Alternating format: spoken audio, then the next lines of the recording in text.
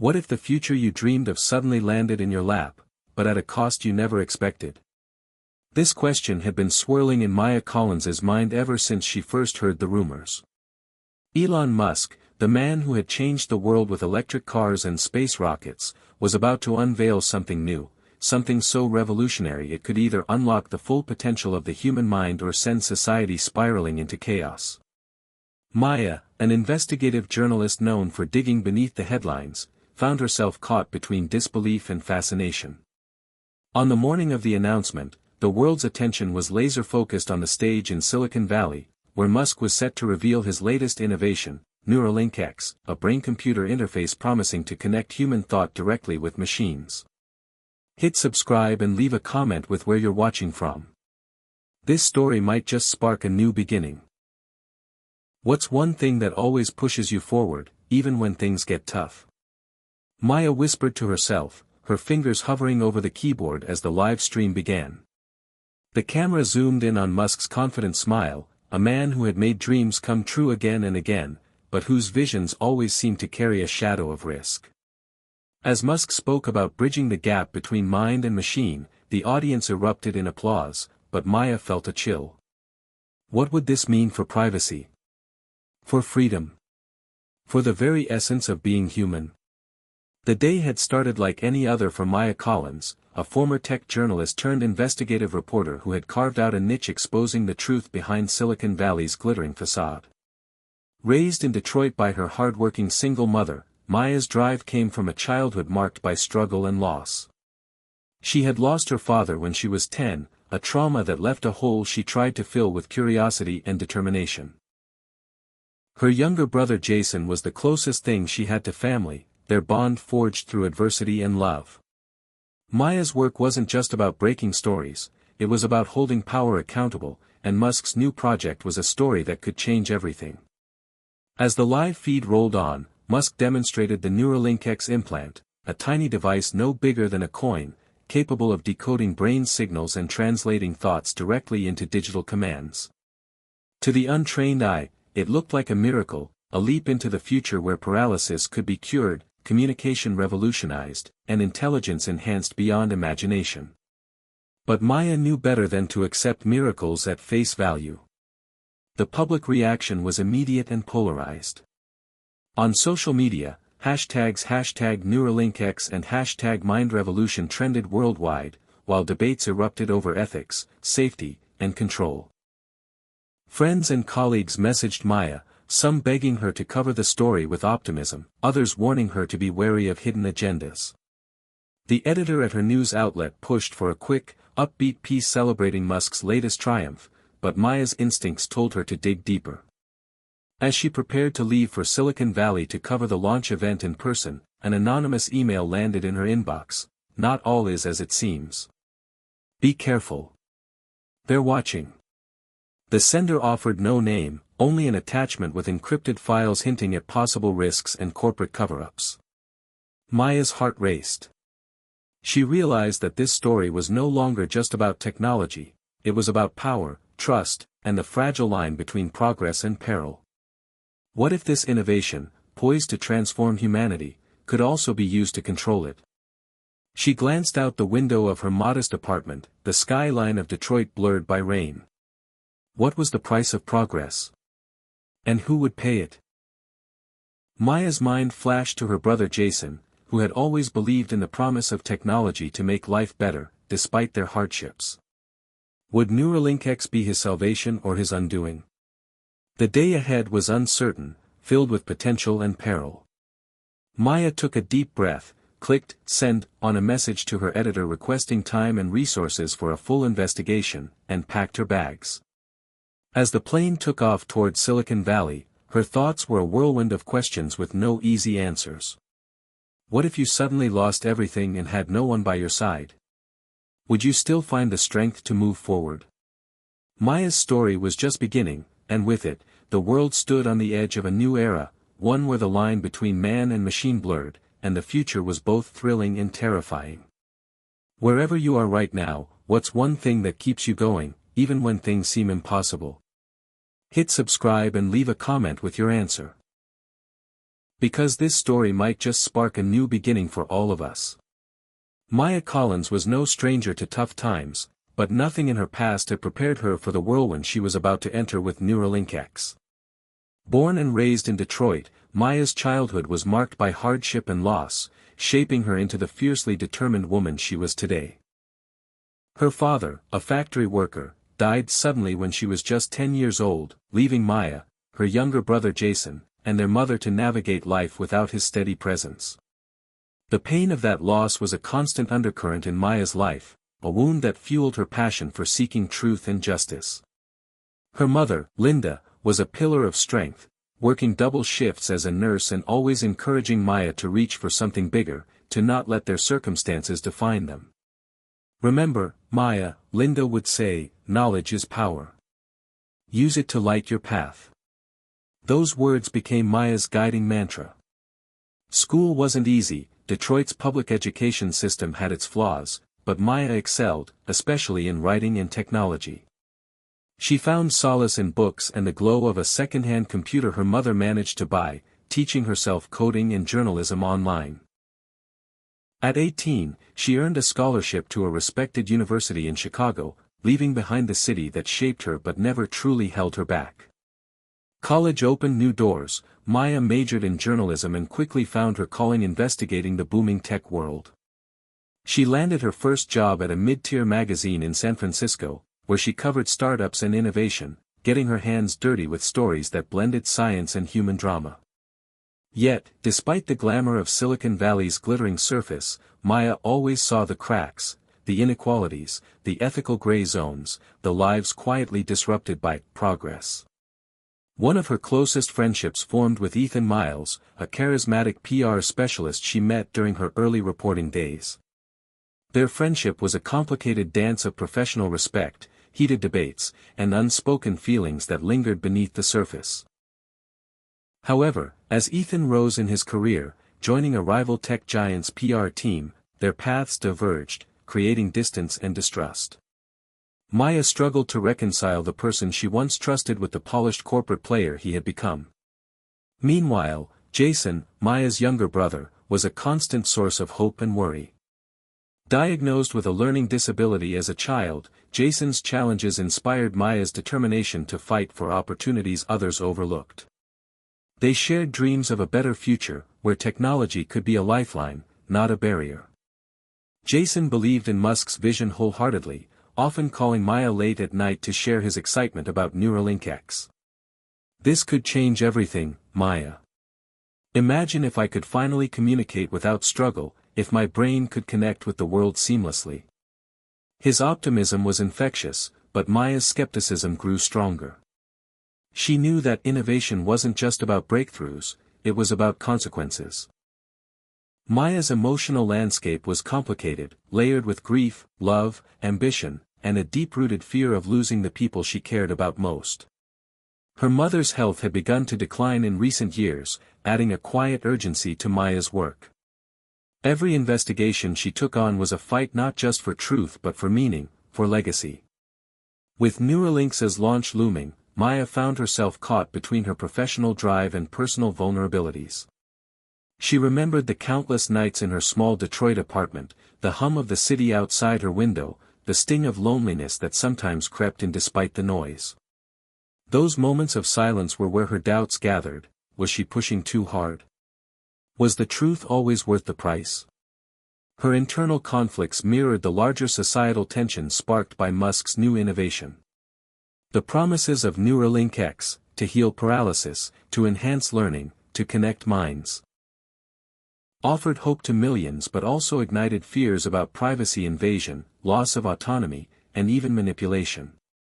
As Maya prepared to cover the story firsthand, her mind raced through the conflicting narratives she'd encountered. Interviews with scientists painted a picture of miraculous potential, while anonymous sources hinted at corporate cover-ups and government surveillance. Maya's journalistic instincts told her this story wasn't black and white. It was a battleground of competing interests, ethical dilemmas, and human consequences. Despite the mounting pressure, Maya's relationships anchored her. Her brother's unwavering belief reminded her of the good that technology could bring, while her complicated connection with Ethan challenged her to question her biases. Her mother's quiet strength grounded her in moments of doubt. Maya knew that uncovering the truth about Neuralink X would mean risking everything, her career, her relationships, even her safety. But she also knew she couldn't turn away. The ghosts of her past, the loss of her father, the struggles of her family, were woven into her purpose. They demanded she face the storm head-on.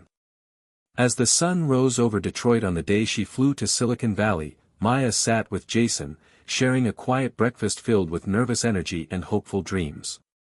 "Whatever happens," Jason said, "remember why you started this. It's not just a story, it's about people's lives." Maya nodded, feeling the weight of those words settle deep inside her. The road ahead would be long and uncertain, filled with revelations and heartbreak, hope and fear. But she was ready. Because sometimes, the hardest battles are the ones that lead to the brightest futures. Maya Collins was about to step into the eye of a technological revolution, and nothing would ever be the same. The announcement of Neuralink X had sent shockwaves through the world, but for Maya Collins, the real story was only beginning to unfold. Public opinion was divided sharply. Some hailed it as the next leap in human evolution, a tool that could erase disabilities, expand intelligence, and redefine what it meant to be human. Others feared it as a dangerous intrusion, a gateway for corporations and governments to control minds and invade privacy. Maya found herself in the eye of this storm. Her editor pushed for a quick, celebratory article praising Elon Musk's genius and the promise of Neuralink X. "It's the biggest story of the decade, Maya," he said during their morning briefing. "We need a hit piece that gets eyes on the site, but keeps the tone optimistic." Maya nodded but inwardly bristled. Optimism was easy, digging deeper was her job. She wanted the whole truth.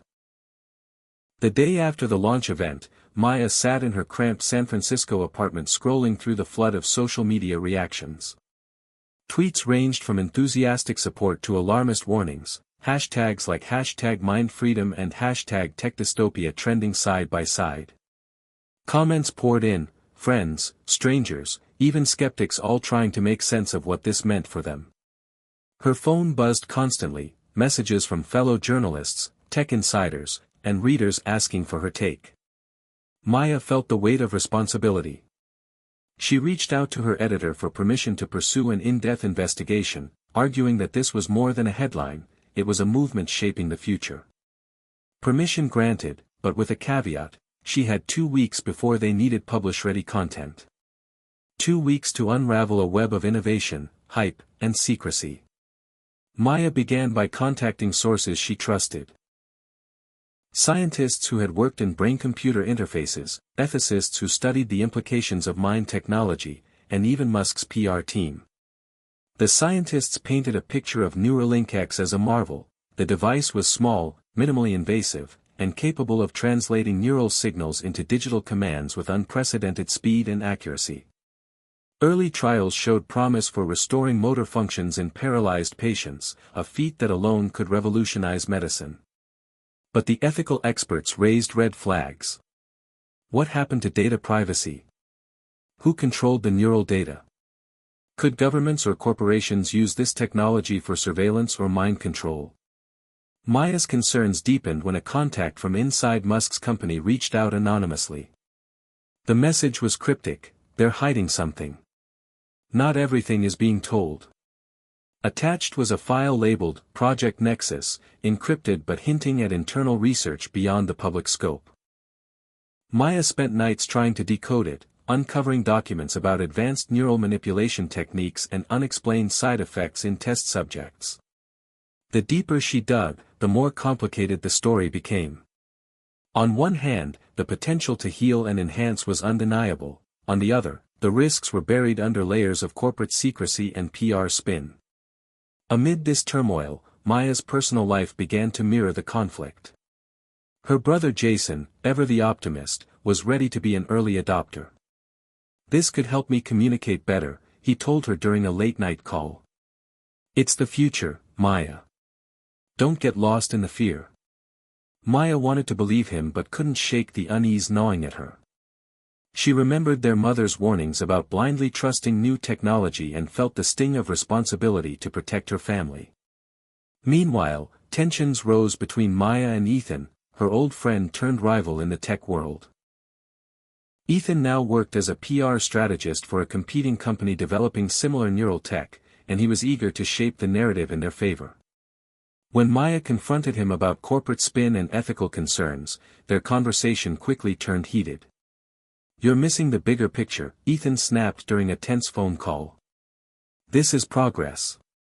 If you keep digging for dirt, you're going to kill the dream." Their disagreement reopened old wounds, making Maya question how much trust remained between them. But the pressure wasn't only external. Maya's editor reminded her daily that the clock was ticking, that the world expected answers, and fast. She had to navigate a minefield of competing narratives, conflicting evidence, and the risk of misinformation spreading like wildfire. Then, just as Maya felt she was making headway, an encrypted message arrived from a whistleblower inside Musk's operation. The sender claimed to have first-hand knowledge of hidden experiments involving Neuralink X, warning that side effects included cognitive manipulation and loss of free will in some test subjects. The message ended with a chilling line: "If you want the truth, look beyond the headlines, but be careful. They're watching." Maya's pulse quickened. Suddenly, her investigation was no longer just about technology or ethics, it was about safety, control, and freedom. She realized she was stepping into dangerous territory. The stakes had risen. Maya reached out to a cybersecurity expert to help trace the source of the message and protect herself from surveillance. Meanwhile, she began interviewing patients who had participated in early trials, hearing stories of miraculous recoveries but also unsettling symptoms, memory lapses, mood swings, even feelings of dissociation. Her empathy deepened, but so did her doubts about the true cost of Neuralink X. The more she uncovered, the more she felt caught between two worlds, one of hope and one of fear. And in this maelstrom of discovery, Maya faced moments of despair. At night, she lay awake haunted by the thought, what if she was wrong? What if the technology she was exposing could actually save lives, but she was painting it as a threat? Her brother's hopeful voice echoed in her mind, urging her not to lose faith. She found solace in small moments, calls with Jason, texts from supportive readers, and memories of her mother's unwavering courage.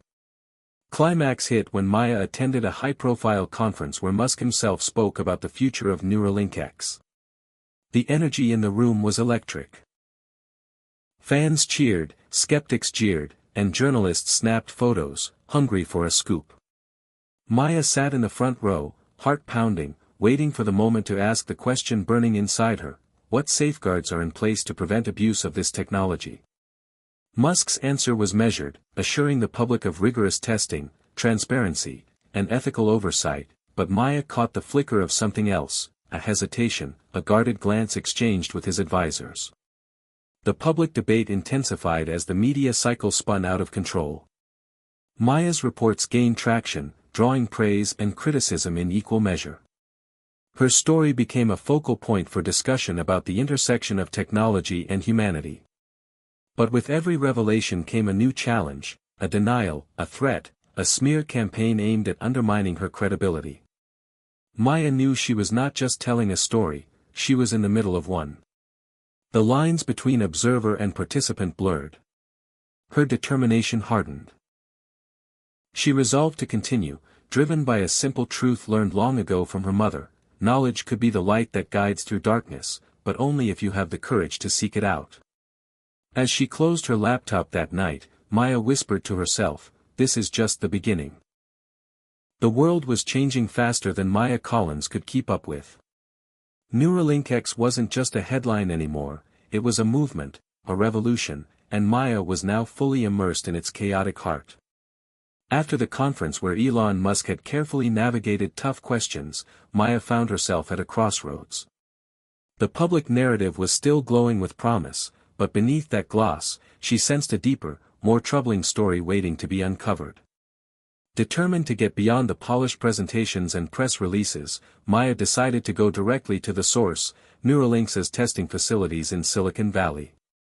The sprawling campus was a high-tech fortress, surrounded by security guards and surveillance cameras that seemed to watch every move. Maya's journalist credentials got her past the initial checkpoints, but she quickly realized this was no ordinary reporting trip. Inside, the atmosphere was clinical and tense, a mix of excitement and unease that hung thick in the air. She met with test subjects, people whose lives had been transformed by the implant but who also whispered about side effects that Musk's team never discussed openly. One woman, Sarah, had been paralyzed from a car accident and now could control a robotic arm through thought alone. Her eyes shone with gratitude, but she also confided in Maya about strange moments when she felt disconnected from her own emotions, as if part of her was slipping away. Another subject, Mark, described vivid dreams and sudden memory blackouts that made him question his own reality. Maya's notebook filled with contradictions, miracles and mysteries, hope and hidden costs. She asked the scientists and engineers about these symptoms, but the answers were guarded, full of jargon and reassurance. It's part of the brain's adaptation process, one neurologist explained. Temporary rewiring is expected as neural pathways adjust. But Maya's instincts told her there was more beneath the surface. Late at night, in her modest Silicon Valley hotel room, Maya pored over the leaked documents from Project Nexus. The files detailed experiments on neural modulation, attempts to influence mood, cognition, even decision-making through the implant. Ethical reviews were mentioned briefly but dismissed with vague promises of future safeguards. The implications were staggering. Could Neuralink X be used not only to heal but to manipulate? Could free will itself become a commodity? Maya's thoughts drifted to her brother Jason, who had enthusiastically volunteered for the program's next phase. What risks was he unknowingly taking? The personal stakes grew heavier by the hour. Amid the clinical corridors and whispering test subjects, Maya found unexpected allies. Dr. Anya Patel, a neuroscientist skeptical of the project's direction, quietly shared concerns about rushed trials and overlooked side effects. Elon's vision is grand, Anya said in a hushed tone, but the science isn't settled. We're playing with the brain's most delicate systems. Anya's courage gave Maya renewed purpose. She realized the story wasn't just about a breakthrough, it was about the limits of ambition and the price of progress. Outside the labs, Maya encountered protesters demanding transparency and stricter regulation. The lines between supporters and critics blurred, as families, scientists, activists, and tech enthusiasts all grappled with what Neuralink X meant for humanity.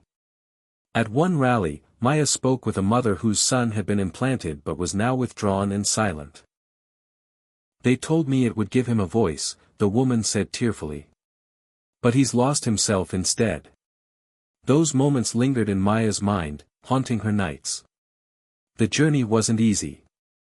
Corporate lawyers warned her to back off, while anonymous threats slid into her inbox. Yet, she pressed on, driven by the faces and stories behind the headlines.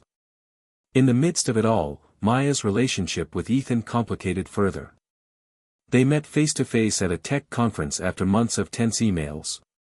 Ethan, professional and polished, defended the project with fervor, dismissing Maya's concerns as fear-mongering. Their old friendship cracked under the strain of opposing truths and loyalties. Still, Maya couldn't deny a flicker of respect for his passion and conviction, even as their ideologies clashed. On a quiet evening, Maya found solace in a call with Jason. His enthusiasm was undimmed despite the warnings. I want to be part of the future, he said simply. Even if it's scary, even if it's uncertain. Maya admired his bravery but worried deeply. The lines between hope and danger were thinning. Then, the unexpected happened. A whistleblower from inside Neuralink's security team reached out to Maya with video footage showing a secret experiment, subjects being exposed to neural conditioning designed to influence emotional responses. The footage was disturbing, revealing a side of the project Musk had never acknowledged publicly. Maya realized the stakes were higher than she'd imagined. This wasn't just about innovation, it was about control, consent, and the fundamental rights of the human mind. She knew releasing the footage would trigger a firestorm, but hiding it felt like complicity. As Maya prepared to publish, she felt the weight of the moment. This was more than a story, it was a reckoning. What would the world do with this knowledge? Could society balance the promise of Neuralink X with the dangers it posed? The questions echoed through her mind as she hit send on her exposé. The fallout was immediate and intense. Media outlets picked up the story, governments called for investigations, and Musk's camp swung into defense mode. Maya became a lightning rod for both praise and vitriol. She faced threats and support in equal measure, but through it all, she remained steadfast. Her journey had transformed her, from a skeptic watching from afar to a fierce advocate for truth and accountability. The emotional journey was as profound as the story itself. Maya had confronted her fears, questioned her assumptions, and wrestled with the blurred boundaries between progress and ethics. She realized that innovation without oversight was a gamble with humanity's future. As the dust settled, Maya looked back on the path she had traveled, the sleepless nights, the difficult conversations, the personal sacrifices. She understood that this was only the beginning of a much larger conversation about technology, power, and what it truly means to be human. And somewhere, far away, her brother Jason was still waiting for a future shaped by hope but tempered by caution. Maya knew that the story of Neuralink X would continue to unfold, challenging assumptions and pushing boundaries. But she was ready. Because sometimes, the greatest journeys are the ones that lead us not only to new discoveries but to deeper understanding of ourselves.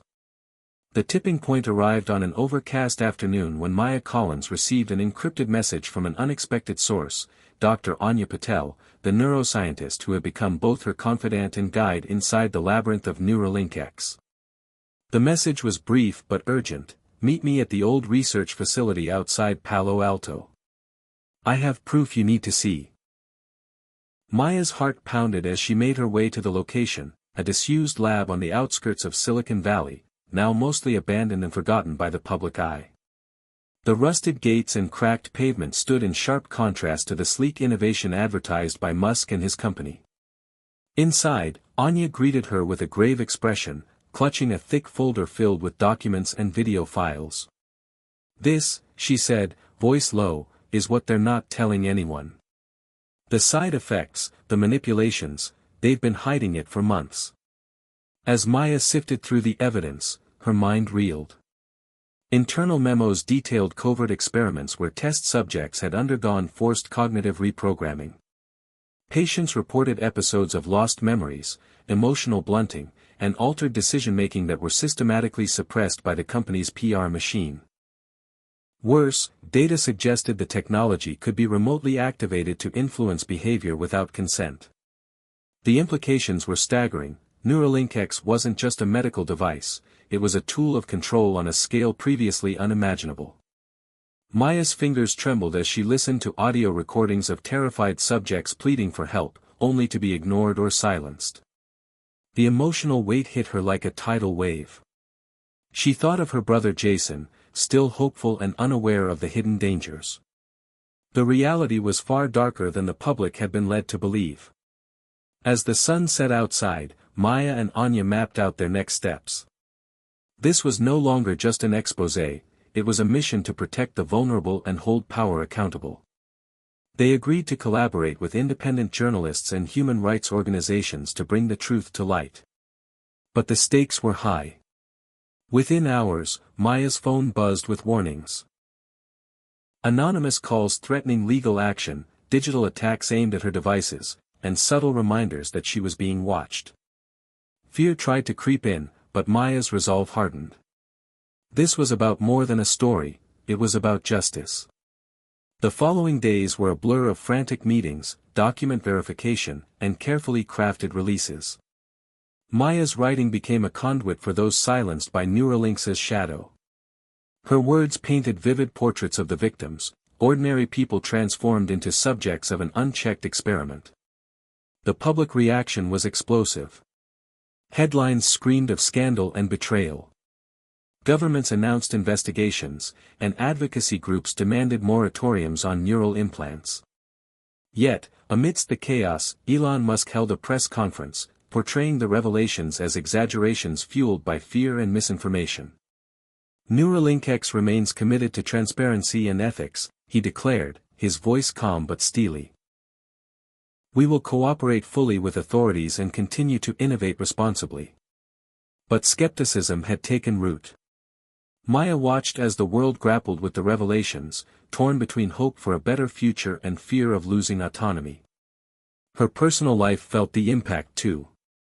Jason reached out, conflicted and scared. I don't know what to believe anymore, he confessed. Is this really the future, or just a nightmare? Maya reassured him with gentle honesty, acknowledging the complexity but urging caution. Meanwhile, Ethan reappeared, his demeanor softer but no less determined. We're on opposite sides, Maya, he said quietly during a rare meeting. But maybe the truth isn't so simple. We both want a better world. Their conversation ended with a tentative truce, a fragile bridge across a widening divide. Through it all, Maya grappled with the emotional toll. The burden of exposing truth weighed heavy, yet the knowledge that her work was making a difference gave her strength. She reflected on her journey, from the hopeful reporter chasing a scoop to a woman standing at the forefront of a moral battleground. The climax came when a leaked internal video surfaced, showing a high-ranking Neuralink X executive instructing staff to suppress adverse event reports and manipulate public perception. The footage ignited fury and demanded accountability. Maya's article accompanying the release was raw and unflinching, capturing the human cost behind the headlines. In the aftermath, regulatory bodies imposed strict oversight on neural interface technology, demanding transparency, informed consent, and ethical safeguards. The tech world faced a reckoning, forced to confront the balance between innovation and humanity. Maya stood at the center of this historic moment, her reporting having shifted the course of the conversation. The emotional climax was also deeply personal. Maya visited her mother in Detroit, sharing the story's impact and the lessons learned. Linda held her hand, proud yet cautious. Remember, Maya, she said softly, progress without conscience is a path to ruin. You've given a voice to those who needed it most. Those words lingered long after Maya returned to Silicon Valley. The resolution was not neat or final, Neuralink X was far from perfect, and challenges remained. But a new chapter had begun, one where technology would be held accountable, where human dignity was no longer sacrificed at the altar of progress. Maya's story closed with a message for all who followed her journey: in the race to redefine humanity, never forget what makes us human. The freedom to choose, to love, to hope. Innovation without heart is no innovation at all. The world continued to watch, debated, and dreamed. And Maya Collins, once an outsider, had become a beacon of truth in an era defined by change. Her journey had shown that even in the face of immense power, one voice could spark a revolution. And sometimes, that voice was all it took to ignite a new beginning. After the storm of revelations surrounding Neuralink X, the world seemed to hold its breath, suspended between hope and caution. Maya Collins found herself navigating an uncharted landscape where every headline, every interview, every whispered conversation carried the weight of an uncertain future. The aftermath of her exposé had ignited a firestorm in the tech industry and beyond, but for Maya, the story was far from over. She returned to Silicon Valley, this time with a new mission: to understand how the innovation that promised so much could coexist with the very human fears and challenges it stirred. Her first stop was a support group for Neuralink X recipients, held in a modest community center tucked away in a quiet neighborhood. The room was filled with faces marked by hope, pain, and resilience. Some had regained mobility, others wrestled with the psychological side effects that no one had prepared them for. Maya listened as stories unfolded. About breakthroughs and breakdowns, triumphs and setbacks. One man described how the implant helped him reconnect with his family, allowing him to speak after years of silence. Another woman shared how she battled anxiety and intrusive thoughts since the procedure. The raw honesty in their voices grounded Maya's understanding. These were not abstract cases but real lives, woven with complexity and contradiction. The challenge was to tell their stories with care and respect, balancing optimism with the need for transparency. Maya met Dr. Anya Patel again, who was now working alongside ethicists and lawmakers to draft new guidelines for neural implants. "We're at a crossroads," Anya said during their conversation. "The technology is powerful, but so is the responsibility. We have to create a future where innovation uplifts without compromising autonomy." Maya felt a surge of hope. Progress didn't have to come at the cost of humanity. Meanwhile, she kept in close contact with Jason, whose excitement for the technology had softened but not disappeared. He was now participating in a study designed to monitor long-term effects, carefully weighed against the benefits. Their conversations grew more nuanced, filled with questions about identity, privacy, and the evolving relationship between mind and machine. As Maya dug deeper, she uncovered a surprising development: grassroots movements of users demanding transparency and control over their neural data. These communities shared tips, stories, and warnings, building networks of mutual support in a landscape still lacking formal oversight. Maya saw in them a new kind of activism, one that blurred the line between technology users and advocates for their own rights. At a conference convened by an international coalition on neurotechnology, Maya listened to debates that were as philosophical as they were technical. Scholars argued about the essence of consciousness, lawyers discussed the definition of consent in the age of brain-computer interfaces, and engineers presented breakthroughs in security measures designed to protect users from unauthorized access. Maya's reporting began to weave these threads together, portraying a society grappling with profound questions: how much control should technology have over our minds? What safeguards are necessary to protect freedom? Who decides the ethical boundaries of innovation? The emotional core of the story remained Maya's connection to those affected, the recipients, their families, and the scientists torn between ambition and caution. She captured moments of vulnerability and strength, illuminating the human dimension often lost in technical jargon and media hype. However, challenges persisted. Maya faced pushback from powerful interests invested in Neuralinx's success. Legal threats, attempts to discredit her sources, and subtle pressure to tone down critical reporting tested her resolve. Yet she remained steadfast, bolstered by the growing community of readers and activists who saw her work as a beacon of accountability. Her relationship with Ethan evolved too. No longer rivals, they found common ground in advocating for responsible innovation. Their conversations, once charged with tension, now explored the possibilities for collaboration between industry and watchdogs.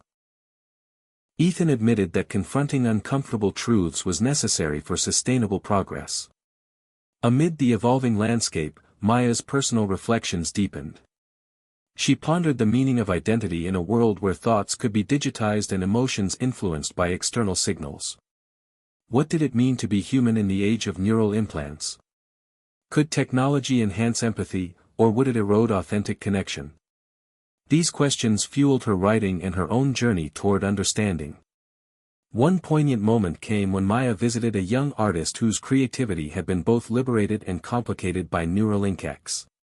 The artist described how the implant allowed her to visualize ideas directly from her mind but also blurred the boundary between imagination and reality. Maya realized that the story of Neuralink was not just about technology or ethics, it was about the evolving human experience itself. As the months passed, regulatory frameworks began to take shape, informed by the very issues Maya had raised. Governments worldwide imposed stricter guidelines for clinical trials, mandated transparency reports, and established independent review boards. Industry leaders committed to open dialogue with users and advocates. Maya documented these changes, seeing them as hard-won victories born from courage and persistence.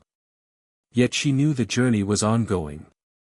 The innovation that had sparked hope and fear alike continued to evolve, pushing boundaries in unexpected directions. The story was no longer about Elon Musk alone but about society's collective choices in shaping the future. In a final reflective piece, Maya wrote, "Neuralink challenged us to confront what it means to be human in a world where mind and machine converge. It exposed our vulnerabilities and our capacity for resilience. Most importantly, it reminded us that technology is only as good as the values we build around it. Her words resonated widely, inspiring conversations in homes, classrooms, and boardrooms. Maya had come full circle, from a curious reporter asking tough questions to a voice guiding a global dialogue. The emotional journey left her changed, more aware of the delicate balance between innovation and humanity. As she looked toward the horizon, Maya felt a renewed commitment to truth and empathy, knowing that the story of Neuralink X was still being written, by the dreamers, the skeptics, and everyone in between. In that space, hope endured. Months after the initial upheaval surrounding Neuralink X, Maya Collins found herself returning to Detroit, her hometown, carrying the weight of a story that had shifted the world's conversation about technology and humanity. The city's familiar streets and weathered buildings contrasted sharply with the futuristic promises of Silicon Valley, grounding Maya in a reality shaped by everyday struggles and resilience. Her visit wasn't just personal. It was part of a broader investigation into how Neuralink's ripple effects reached beyond elite tech hubs into communities like hers. Maya connected with local residents whose lives had intersected with the innovation in unexpected ways. She met David, a factory worker who had lost his job to automation but was hopeful about retraining programs that included neural interface technologies. David's cautious optimism embodied the dual-edged nature of progress, offering new opportunities but also unsettling familiar ways of life. At a community center, Maya held a forum where people shared their hopes, fears, and questions about Neuralink X. Some worried about privacy and corporate control, others saw the technology as a path to empowerment for people with disabilities or mental health challenges. The dialogue was raw and honest, reflecting a society grappling with rapid change. Maya's reporting captured the nuances, avoiding simplistic narratives in favor of complex human stories. During her stay, Maya reconnected with her mother, Linda, whose wisdom and warmth provided a comforting anchor. They spoke late into the night about family, identity, and the choices that define us. Linda expressed both pride in Maya's courage and concern for the emotional toll her work exacted. Their bond deepened, reminding Maya of the importance of roots amid the whirlwind of innovation. The trip also brought Maya face-to-face with her brother Jason, now actively participating in a long-term study tracking Neuralink's effects. Jason's enthusiasm had tempered into a thoughtful, sometimes cautious engagement with the technology. He spoke openly about the challenges he faced, moments of disorientation, the pressure to conform to study protocols, and the ongoing struggle to maintain his sense of self. Their conversations were heartfelt and unguarded, revealing the personal dimensions behind public debates. As Maya documented these stories, she uncovered a surprising grassroots movement in Detroit, community-led workshops teaching residents about neural technology and digital rights. These gatherings emphasized empowerment through education, aiming to demystify complex innovations and foster informed choices. Maya admired the resilience and agency displayed, seeing in them a counterpoint to fears of technological domination. Back in Silicon Valley, Maya continued her collaboration with Dr. Anya Patel and other experts pushing for ethical reforms. Together, they worked on a public policy proposal emphasizing informed consent, data privacy, and equitable access to neural technologies. Maya's journalism became a platform for these conversations, blending investigative rigor with advocacy. However, resistance remained. Powerful corporations, including Neuralink's parent company, launched campaigns to shape public perception, highlighting success stories and downplaying concerns. Maya navigated these waters carefully, committed to balanced reporting while exposing attempts to obscure uncomfortable truths. The tension between innovation and oversight played out on global stages as well. International bodies debated regulations, grappling with differing cultural values and economic interests. Maya reported from forums where the future of neurotechnology was negotiated, highlighting the challenges of creating standards that respected human rights across diverse contexts. Throughout her journey, Maya's relationship with Ethan evolved into an unexpected partnership. Their shared commitment to responsible innovation bridged ideological divides, leading to joint initiatives promoting transparency and user empowerment. Their dialogues, sometimes tense but always respectful, modeled a new kind of collaboration between critics and proponents of emerging technologies. Maya's personal reflections deepened as she considered the broader implications of Neuralink X. The innovation had sparked questions about identity, autonomy, and connection that transcended technology. Could neural implants enhance empathy, creativity, and understanding? Or did they risk alienating us from the very qualities that define humanity? These questions infused her writing with a philosophical dimension, inviting readers to engage not only intellectually but emotionally. A pivotal moment came when Maya interviewed a young woman named Elena, who used Neuralink X to overcome severe depression. Elena described how the implant helped stabilize her mood and gave her a renewed sense of purpose. Yet, she also spoke candidly about the ongoing work to reconcile the device's influence with her authentic self. Her story embodied the complex dance between healing and identity that Neuralink X represented. Maya's coverage inspired wider conversations about mental health, stigma, and the potential of technology to transform care. Still, challenges persisted. Reports surfaced of data breaches and unauthorized access to neural devices, fueling fears about surveillance and exploitation. Maya investigated these incidents, uncovering vulnerabilities that called for urgent attention.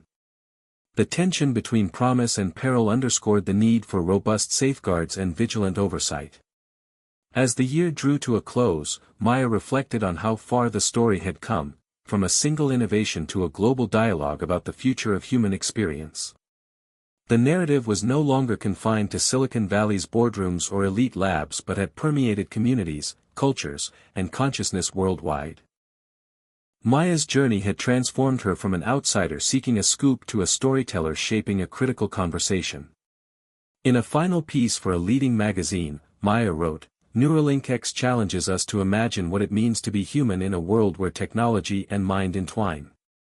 It reveals our fears and hopes, our vulnerabilities and strengths. Above all, it calls us to shape a future where innovation serves not only progress but humanity itself." The response was overwhelming, sparking debates in academic halls, policy circles, and everyday conversations. Maya knew the story was far from over, but she felt a deep sense of fulfillment. Her work had given voice to those at the heart of the innovation, the people whose lives were changed in ways both wondrous and complicated. As she prepared for the next chapter, Maya felt grounded by the connections she had forged and inspired by the resilience of the human spirit. The story of Neuralink X was, at its core, a story about us all. The momentum around Neuralink X and its profound implications continued to swell as Maya Collins immersed herself deeper into the intertwined worlds of technology, ethics, and human experience. After extensive reporting on the individual stories and grassroots movements, Maya knew she had to explore the voices of the engineers, designers, and visionaries who built the innovation from the ground up. She arranged an exclusive visit to Neuralink's secretive research campus in the heart of Silicon Valley, a place shrouded in mystery and ambition. The sleek glass buildings gleamed under the California sun, a symbol of the future they promised. Inside, Maya met with Dr. Leo Martinez, the chief engineer behind the latest iteration of the neural implant. Leo was young, energetic, and fiercely passionate about his work. "We're trying to bridge the gap between thought and action," he explained. "Our goal is to give people control over their bodies and minds in ways never before possible."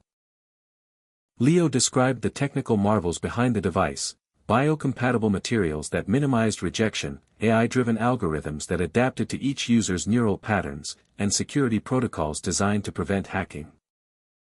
Yet, despite the excitement, Leo acknowledged the challenges: balancing innovation with safety, navigating regulatory hurdles, and addressing public skepticism. Maya pressed him on the concerns raised by her investigations: privacy breaches, psychological effects, and ethical dilemmas. Leo's expression shifted from enthusiasm to seriousness. "We're aware of the risks," he said. "No technology is perfect. But we're committed to transparency and continuous improvement. The goal isn't to control but to empower. The conversation with Leo offered Maya a rare glimpse into the minds driving the revolution. She realized that beneath the corporate gloss were people grappling with profound questions about responsibility and impact. She also sensed the tension between ambition and caution that defined the tech world's current moment. Maya's next interview brought her to Dr. Sophie Nguyen, a leading ethicist advising Neuralinks's board. Sophie had been a vocal advocate for robust ethical standards since the project's inception. Innovation can't happen in a vacuum, Sophie said during their meeting in her modest office filled with books on philosophy, neuroscience, and law. We must constantly ask, what kind of future are we building? Who benefits, and who might be harmed? Sophie emphasized the importance of informed consent, equitable access, and protecting mental privacy. She shared how she pushed for protocols ensuring that users fully understood the potential effects of implantation and had control over their data. Yet, Sophie admitted that enforcing these principles in a competitive industry was a constant battle. Maya felt inspired by Sophie's dedication and the way ethics was becoming integral to technological progress, not an afterthought.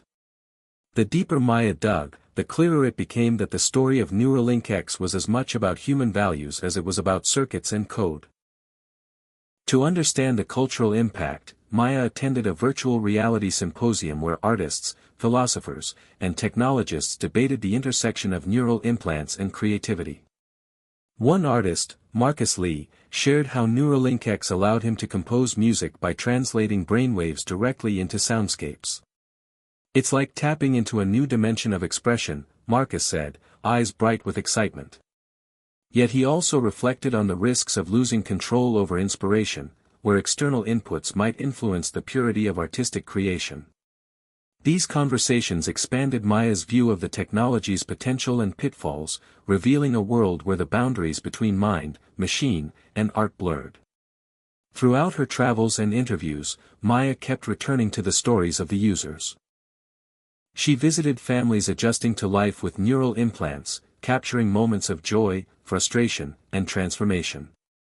One memorable encounter was with Grace, a young woman whose implant had restored mobility after a devastating accident. Grace's laughter and determination embodied hope, but she was also candid about the constant vigilance required to maintain her mental health amid the implant's influence. These human portraits gave Maya's reporting emotional depth and resonance. The public discourse around Neuralink X intensified as Maya's articles highlighted both groundbreaking advances and ongoing challenges. Debates erupted over data ownership, corporate transparency, and the future of human autonomy. Some hailed the technology as a new frontier of freedom and capability, while others warned of dystopian scenarios where minds could be manipulated or surveilled. Maya's role evolved beyond that of a reporter. She became a facilitator of dialogue, encouraging nuanced understanding and empathy across divides. Behind the scenes, the company faced internal pressures. Leaks suggested factions within Neuralinks's leadership were at odds over the pace of development and the balance between profit and ethics. Maya's sources hinted at a growing recognition that sustainability required earning public trust, not just technological breakthroughs. In this evolving landscape, Maya's relationship with Ethan deepened. Their collaboration on joint initiatives, including public education campaigns and policy advocacy, demonstrated that dialogue between critics and innovators was possible and necessary. They recognized that shaping the future of neural technology required diverse voices and shared commitment. As the year wore on, a new challenge emerged: international competition. Other countries accelerated their own neural interface programs, some with less transparency and ethical oversight. Maya reported on this global race, raising concerns about a neural arms race and the risks of unregulated experimentation. The story took on geopolitical dimensions, with implications for privacy, security, and human rights on a planetary scale.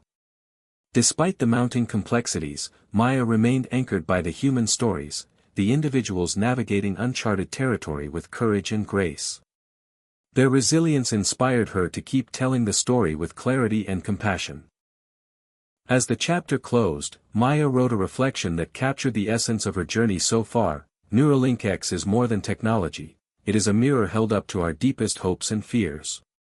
It challenges us to define what it means to be human in an era where the mind can be enhanced, but also vulnerable. The future is uncertain, but one thing is clear: the choices we make today will shape the world of tomorrow.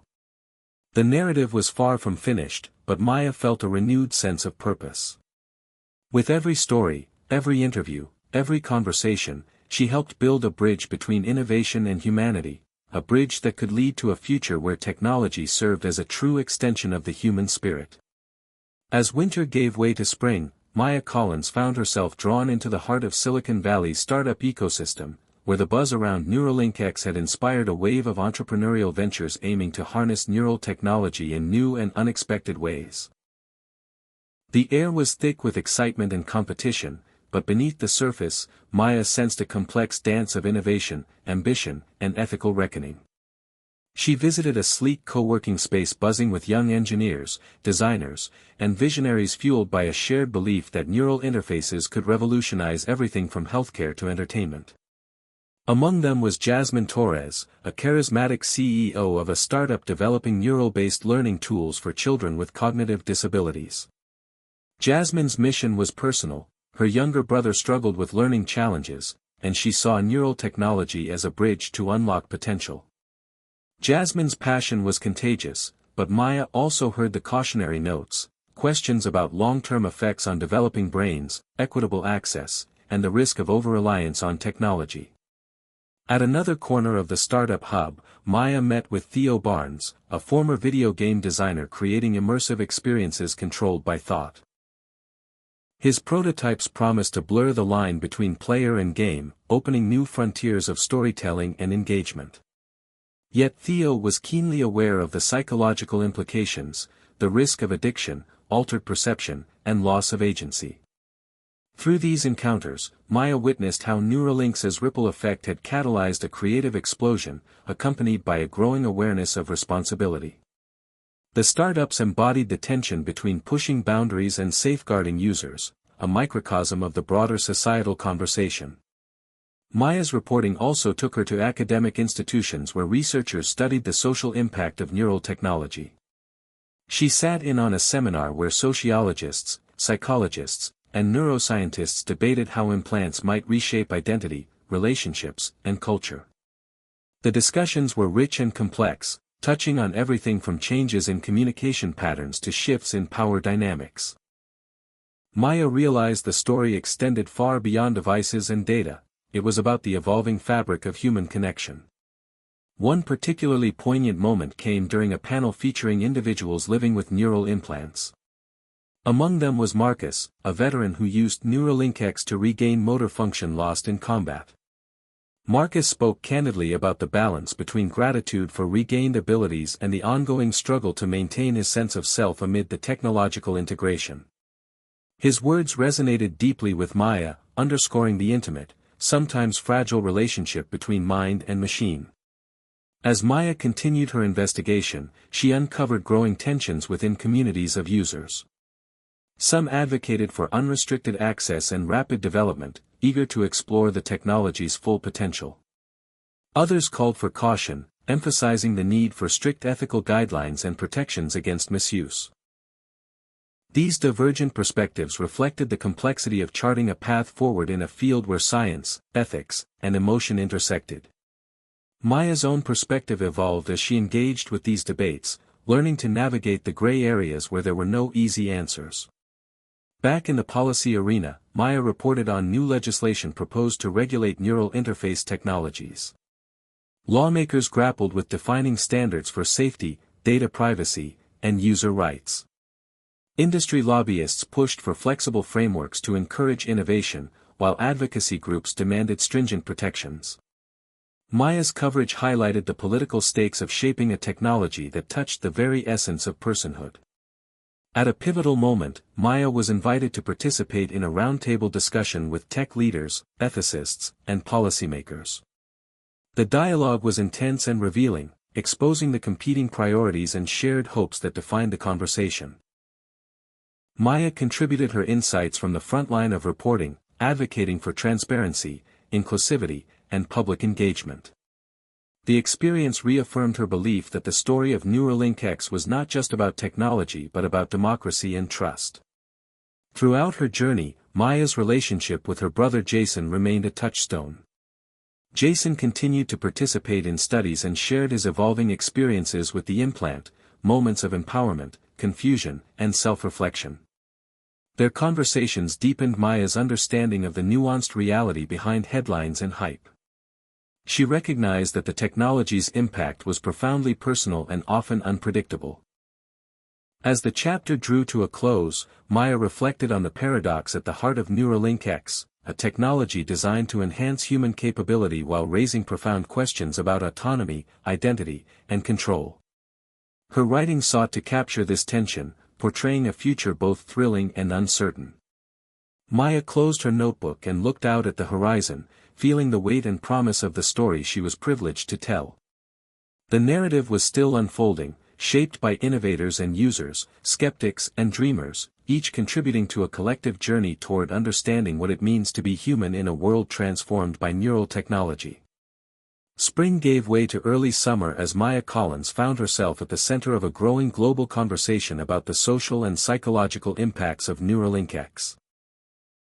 The innovation, once a closely guarded secret of Silicon Valley, had blossomed into a worldwide phenomenon, sparking debates that transcended technology to touch the core of human experience.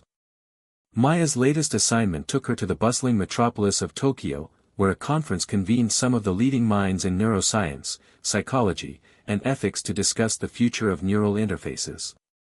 The city's neon-lit skyline contrasted with the weighty themes of the symposium, blending ancient traditions with cutting-edge science. At the conference, Maya listened to presentations exploring how neural implants were reshaping perceptions of self and community. Dr. Hannah Saito, a cognitive neuroscientist, shared research on how the brain adapts to sustained neural integration, revealing both promising plasticity and potential risks of dependency. Hannah described how users reported enhanced sensory experiences but also sometimes struggled with blurred boundaries between internal thought and external input. The presentation sparked lively discussions about the need for psychological support frameworks alongside technological development. Maya interviewed conference attendees ranging from academics to users of neural implants, capturing diverse perspectives that illustrated the complexity of adapting to a new cognitive landscape. Among them was Rio, a young artist who used Neuralink X to create interactive digital art controlled by his emotions and thoughts. Rio's work challenged conventional definitions of creativity and authorship, inviting viewers to experience art as a living extension of the artist's mind. His story fascinated Maya, illustrating the profound cultural shifts enabled by the technology. Yet, not all voices at the conference were optimistic. Dr. Kenji Morimoto, a psychiatrist, cautioned about the psychological challenges posed by neural implants, including identity disturbances and social alienation. He emphasized the importance of ethical guidelines and mental health resources to support users navigating these uncharted experiences. Maya absorbed these insights, recognizing the multifaceted nature of the technology's impact on individuals and societies. Outside the conference halls, Tokyo's vibrant streets offered a glimpse into how neural technology was becoming woven into daily life. Maya visited cafes where patrons used neural devices to enhance language learning and memory recall, and art studios experimenting with brain-computer collaboration. She observed how technology influenced communication styles, social interactions, and even fashion trends, reflecting a society embracing neural innovation while negotiating its implications.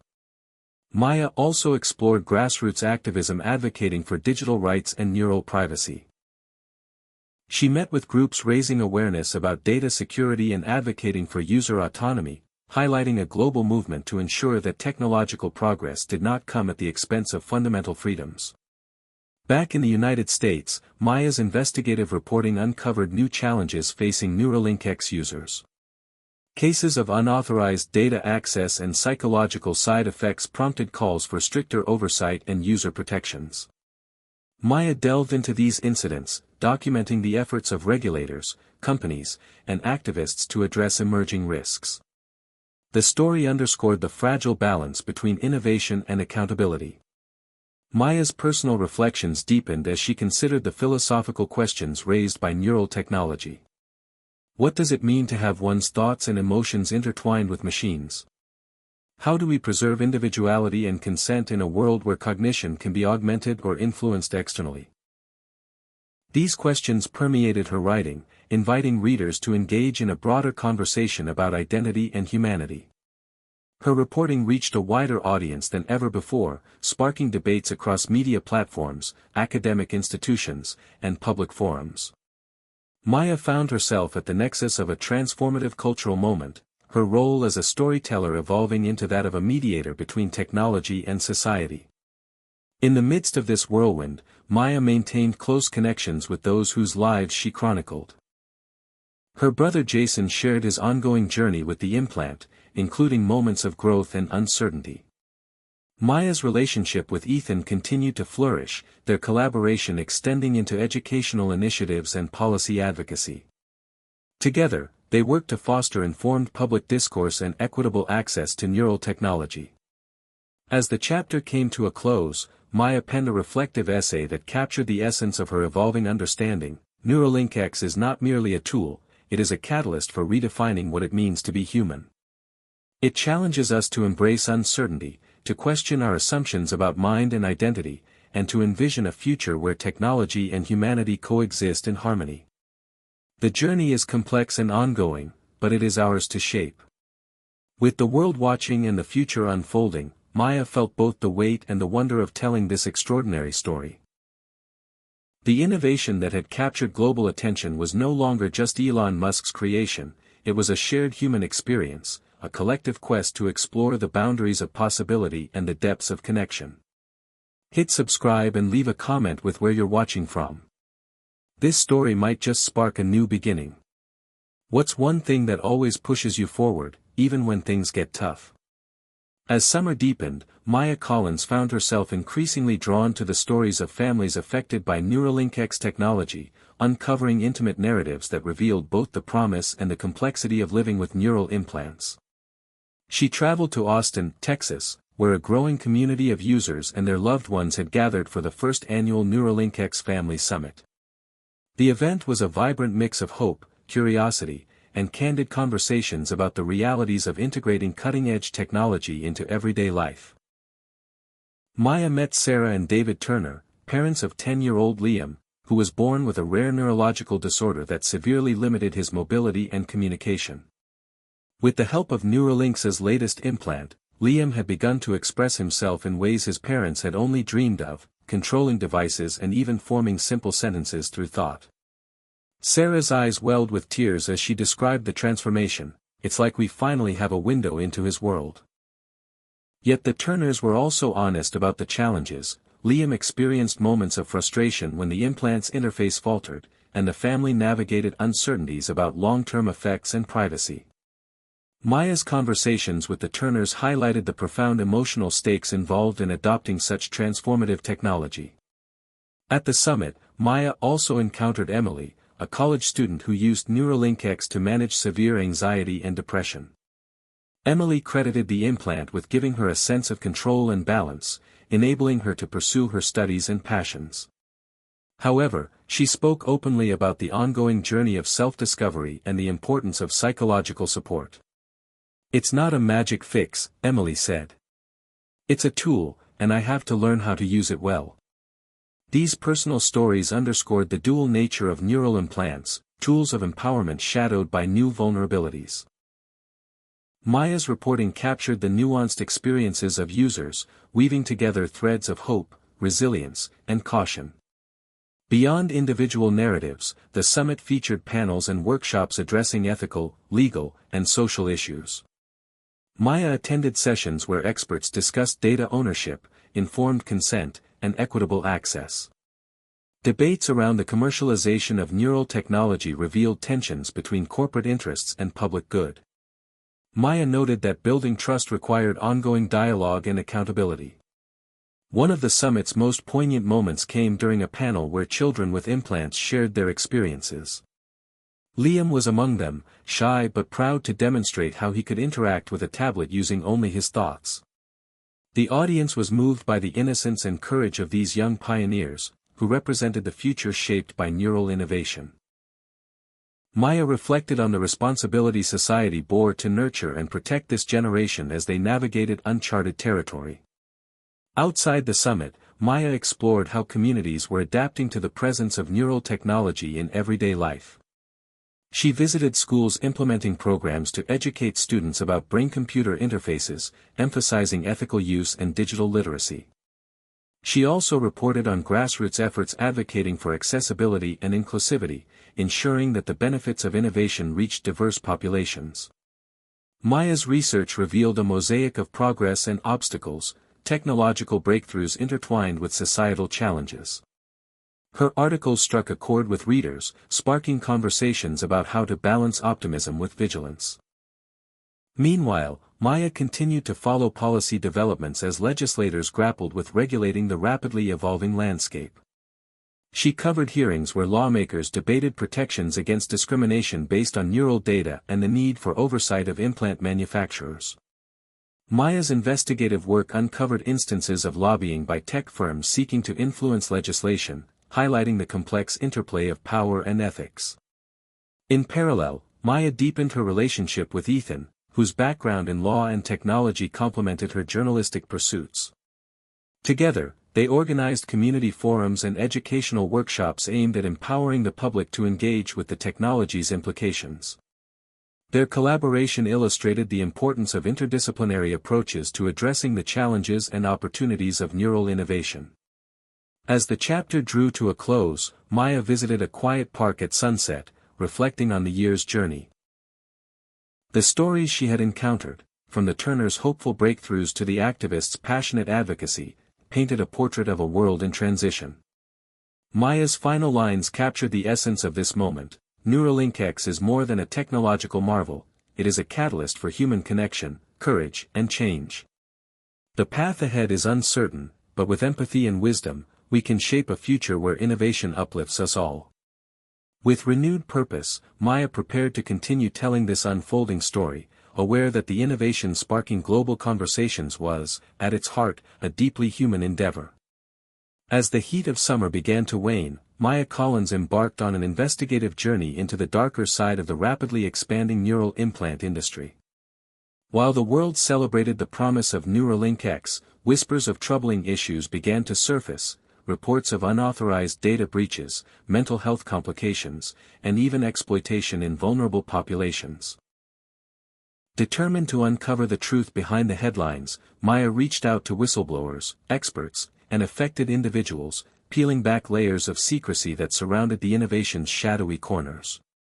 Her first lead brought her to a small town in Ohio, where a former Neuralink X technician, calling himself Aaron, agreed to speak under strict anonymity. Aaron revealed unsettling practices within the company's testing divisions, pressure to fast-track trials, inadequate monitoring of side effects, and a corporate culture that prioritized milestones over user well-being. "We were chasing the next breakthrough, but sometimes we overlooked the human cost," he confessed. Maya's heart sank as she processed the implications. Behind the sleek public image lay a complex web of ethical compromises and human vulnerability. Seeking to corroborate Aaron's claims, Maya connected with Dr. Elaine Chen, a clinical psychologist specializing in neurotechnology. Elaine described a rise in patients reporting unexpected psychological symptoms post-implantation, mood swings, dissociation, and in some cases, intrusive thoughts. "The brain is incredibly complex," Elaine explained. "Intervening with neural devices carries risks we are only beginning to understand." Elaine emphasized the need for long-term studies and comprehensive mental health support for users, areas she felt were currently underfunded and overlooked. Maya's investigation extended to legal experts who highlighted a troubling lack of clear regulations governing neural data privacy and user protections.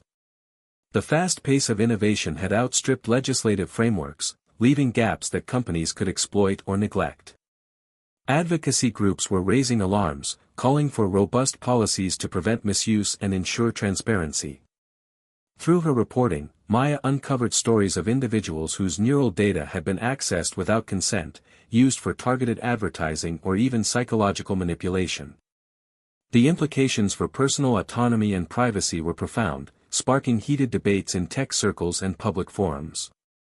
Maya also explored the ethical dilemmas surrounding accessibility. While Neuralink X promised to revolutionize lives, its high cost and selective availability risked exacerbating social inequalities.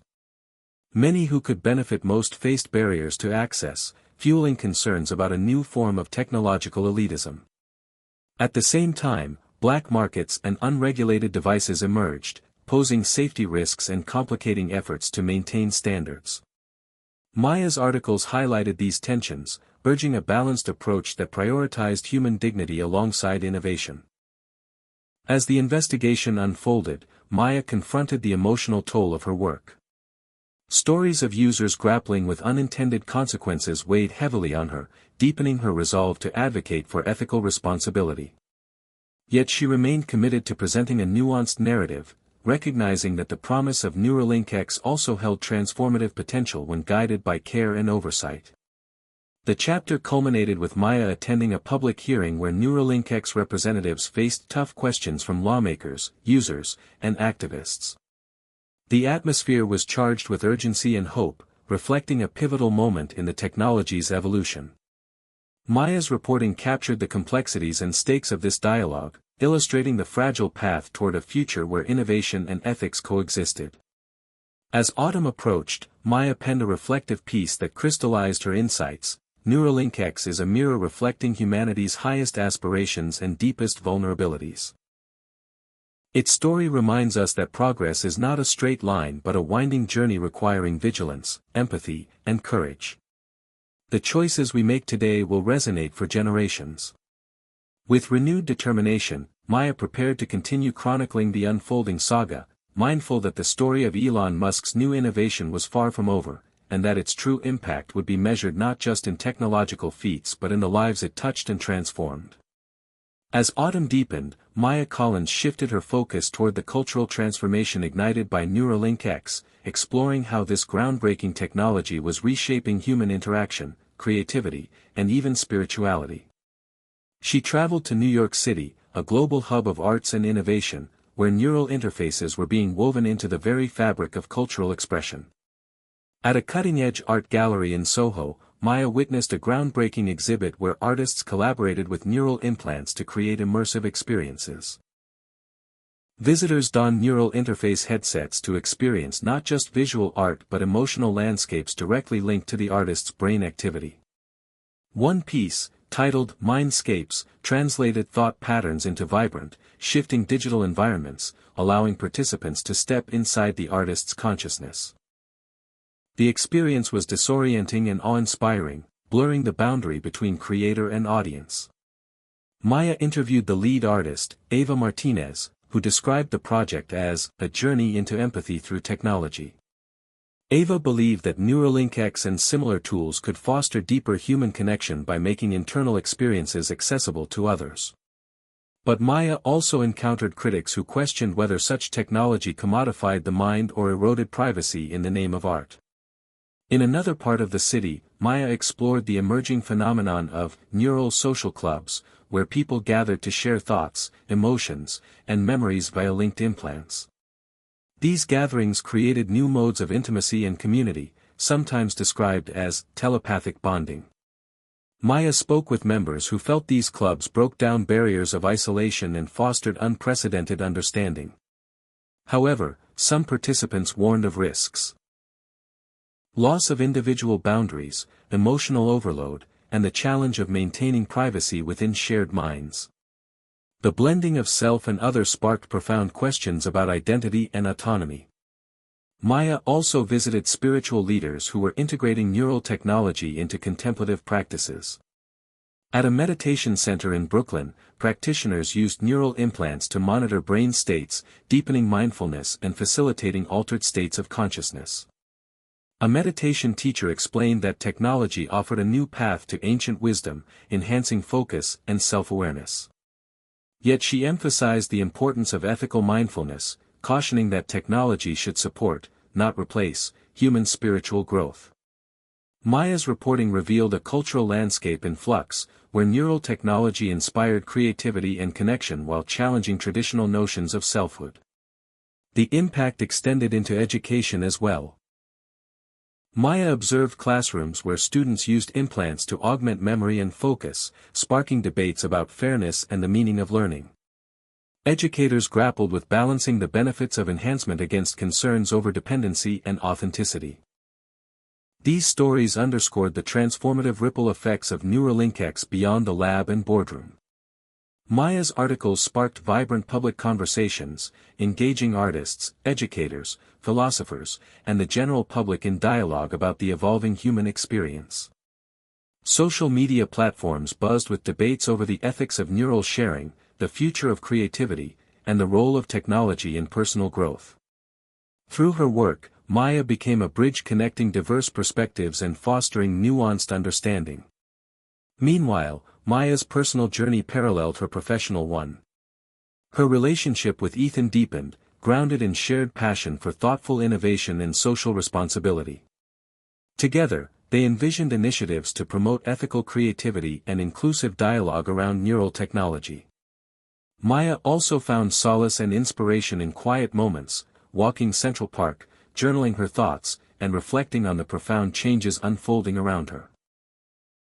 As the chapter closed, Maya composed a reflective piece capturing the essence of cultural transformation. Neuralink invites us to rethink what it means to be human, not as isolated individuals but as interconnected beings whose minds can touch and intertwine in ways once imagined only in science fiction.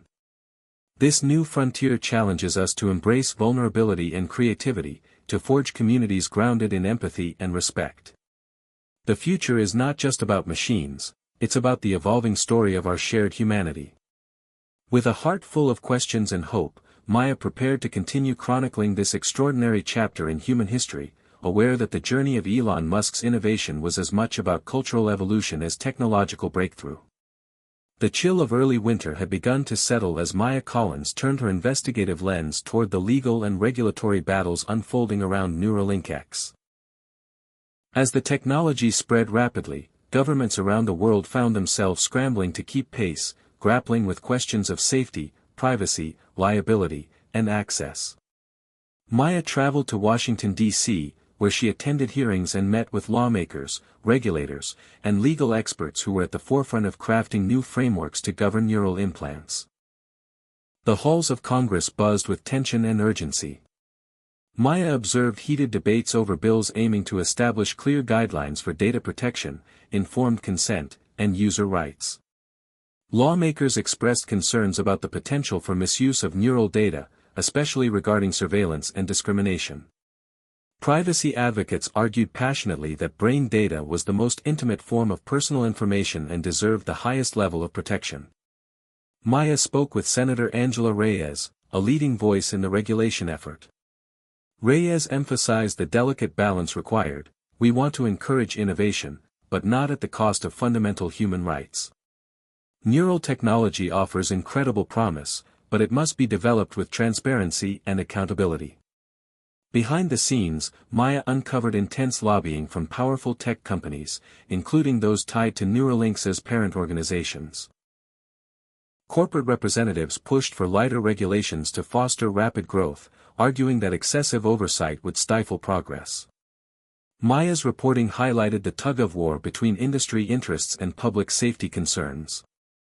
At the regulatory agency tasked with overseeing neural technology, Maya met with Dr. Robert Lang, who was spearheading safety standards development. Lang described the challenges of assessing long-term risks for devices still in early stages of adoption. "We're navigating uncharted waters," he admitted. "We must establish protocols that protect users while allowing the technology to evolve." Maya documented the agency's efforts to create rigorous testing procedures, post-market surveillance, and mechanisms for user feedback. In parallel, Maya explored the international dimension of regulation. Different countries adopted varied approaches, from proactive policies in the European Union emphasizing privacy and ethics, to more laissez-faire stances in other regions.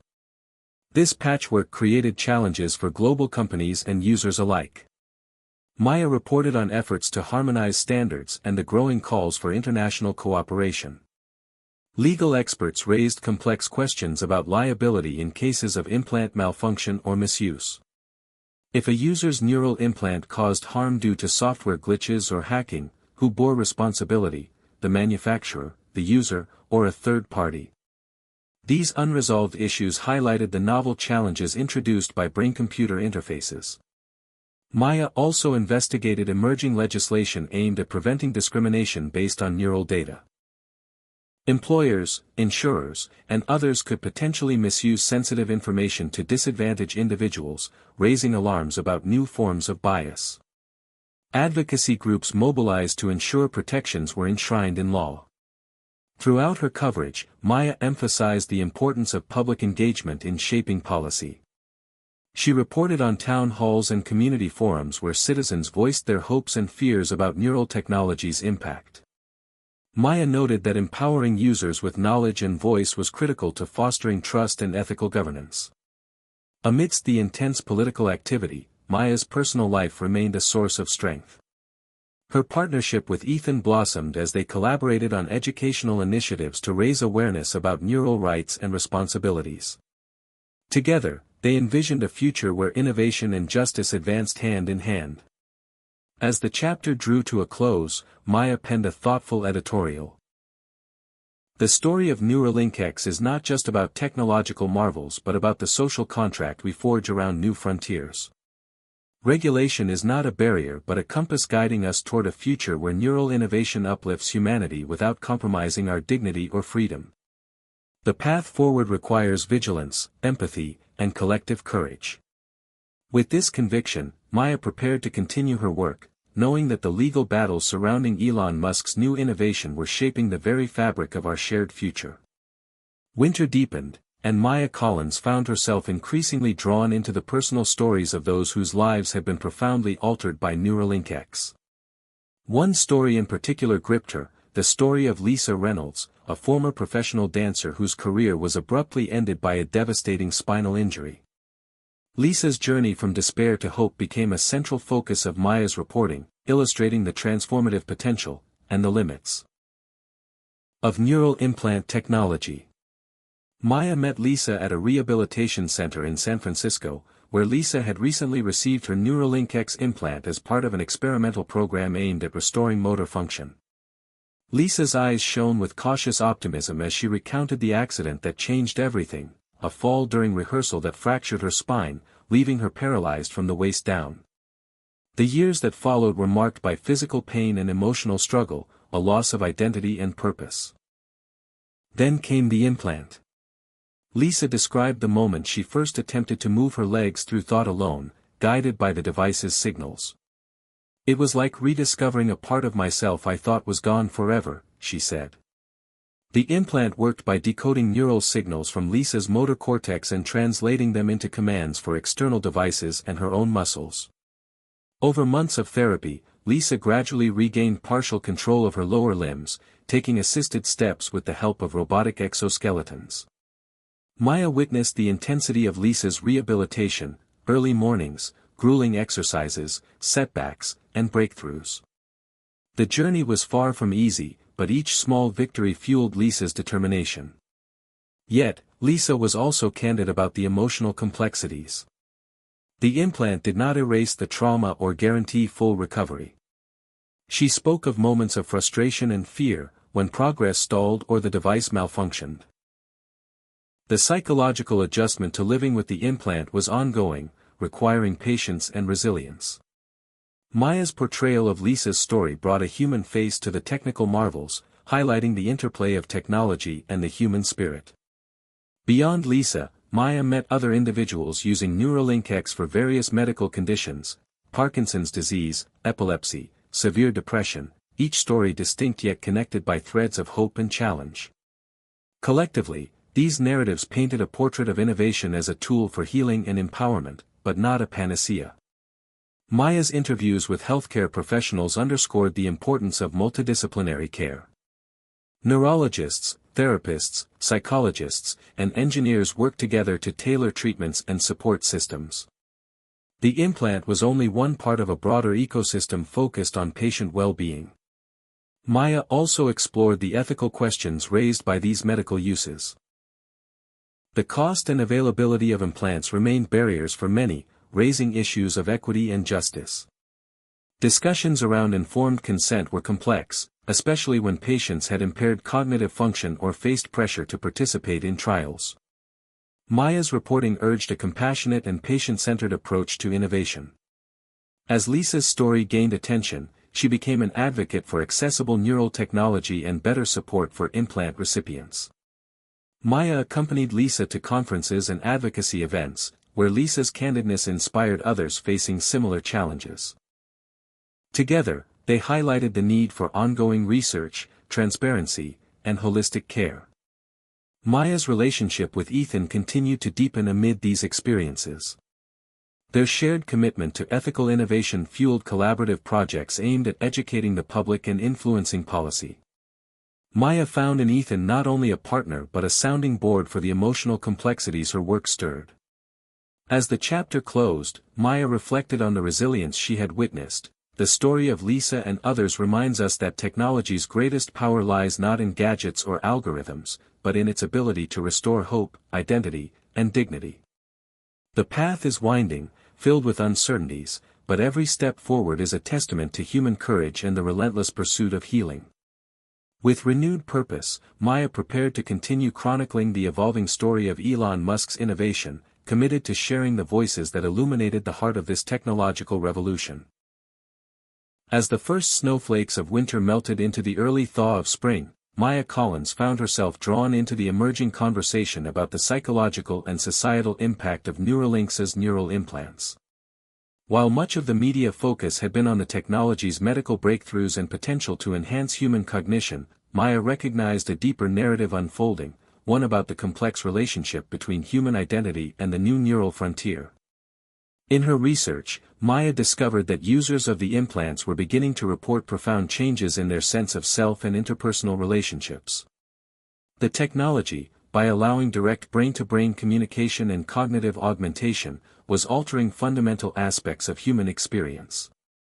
Maya traveled to Chicago, where she met with Dr. Samuel Park, a neuroscientist who specialized in the cognitive effects of neural implants. Dr. Park explained that the brain's plasticity, the ability to adapt and rewire, meant that prolonged use of implants could shift how individuals perceived themselves and related to others. Users report a blurring of boundaries between their own thoughts and those shared through the implant, he said. This can foster empathy but also confusion about where one mind ends and another begins.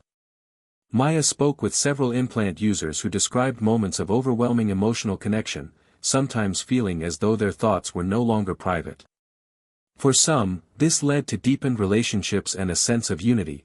For others, it triggered anxiety and a loss of autonomy. One user, Marcus, shared how the implant helped him connect with his estranged sister by allowing them to share memories directly, facilitating reconciliation. Yet Marcus also admitted moments when the shared mental space felt intrusive, leaving him craving solitude.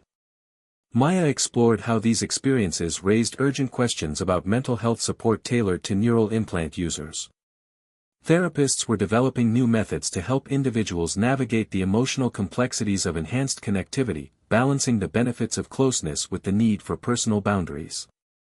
In tandem, sociologists and ethicists were debating the implications for society at large. The possibility of collective cognition, a shared pool of knowledge and emotion, challenged traditional notions of individuality, privacy, and consent.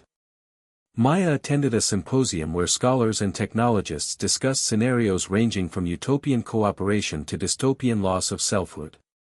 The ethical dilemmas were vast. How do we protect mental privacy in a world of interconnected minds? What laws govern shared thoughts? Could social pressures coerce individuals into neural conformity? Maya's reporting captured the tension between excitement for new horizons and caution about unintended consequences.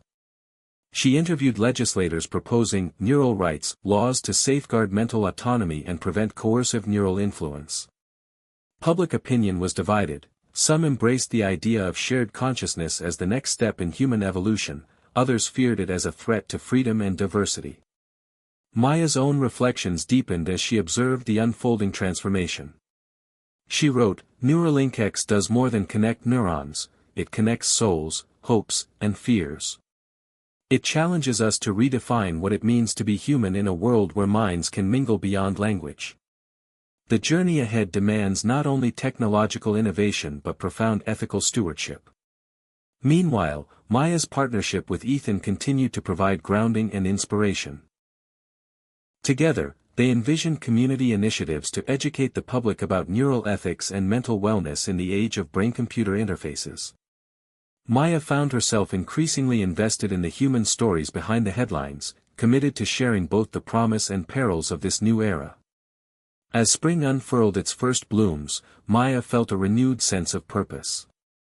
The story of Elon Musk's new innovation was no longer just about the machine, it was about the evolving heart and mind of humanity itself. With this understanding, Maya prepared to dive deeper into the unfolding saga, eager to illuminate the complex interplay of technology, identity, and connection that defined this extraordinary moment in history. The world had changed, and Maya Collins knew it, not because she read it in the headlines, but because she could feel it in the way people spoke to one another, in the way they paused to think, in the subtle shifts in how they saw themselves and each other. Neuralink X had done something extraordinary. It hadn't just connected minds, it had made people question the core of who they were and what they could become. As Maya traveled to Seattle to interview a growing community of technologists, philosophers, and everyday users, she began to sense that something even larger was on the horizon, not just a neural revolution, but a redefinition of the human experience itself. At the heart of this transformation was a new development, a beta expansion of Neuralink X that allowed limited memory integration. The technology, still in its early stages and only available to a select group of trial users, allowed people to recall stored memories with near-total clarity and even share them directly with others. The announcement of this feature caused an explosion of global discussion, and Maya was among the first journalists granted access to the testing group. She met with Delia and James Walsh, a married couple who had both received the memory-sharing upgrade. Delia, a writer, and James, a war veteran living with PTSD, described how the technology helped them reconnect on an emotional level they hadn't experienced in years.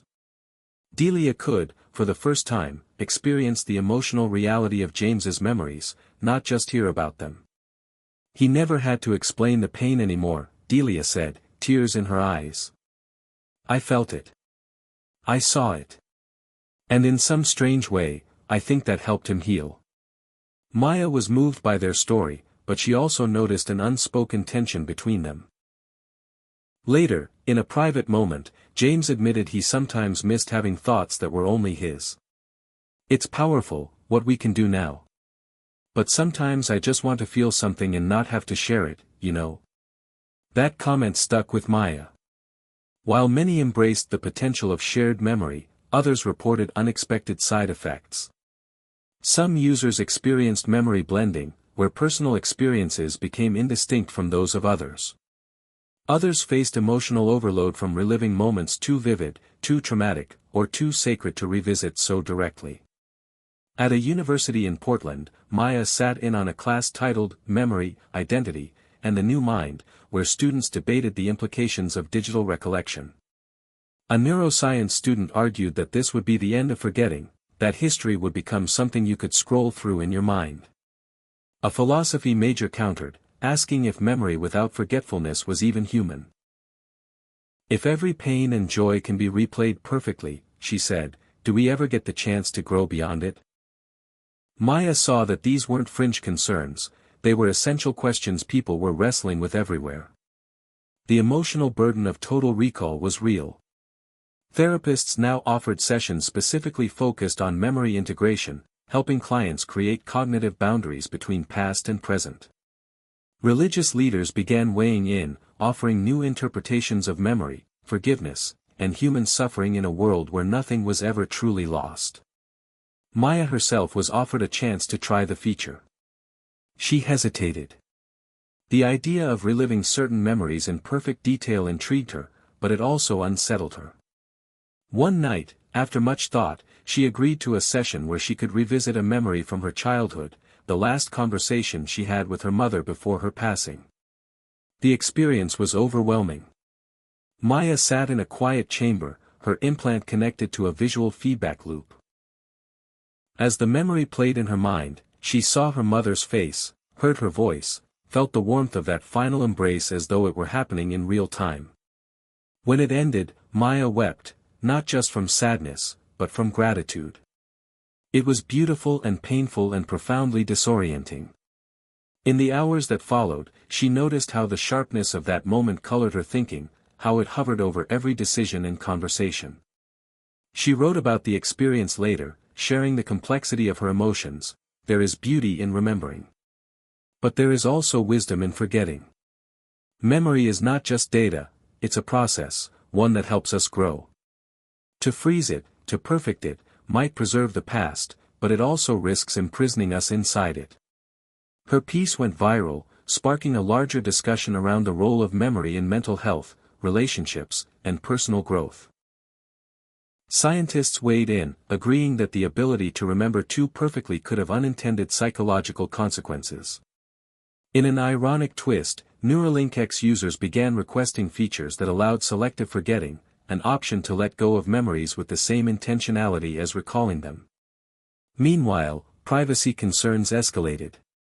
If memories could be uploaded and shared, who owned them? Were they protected?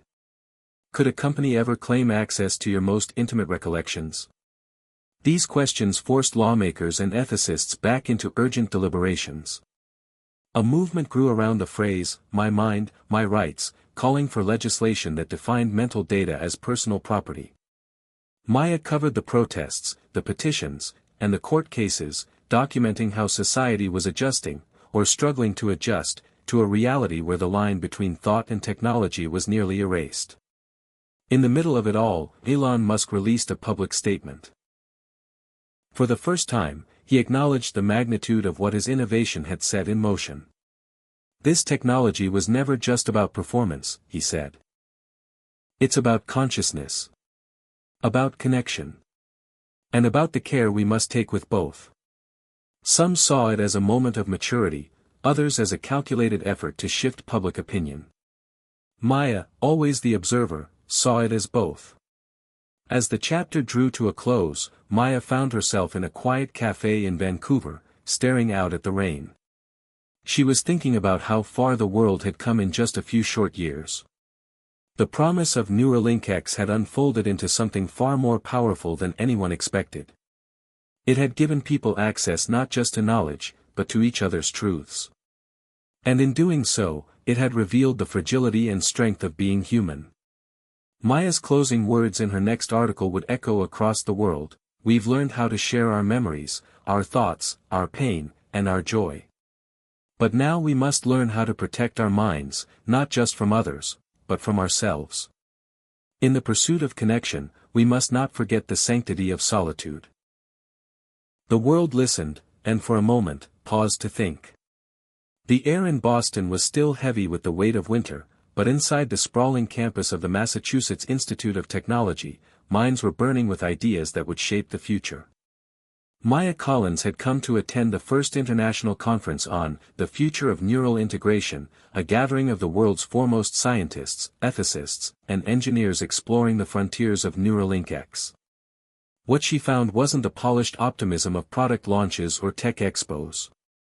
It was something more honest, cautious excitement, layered with deep philosophical concern.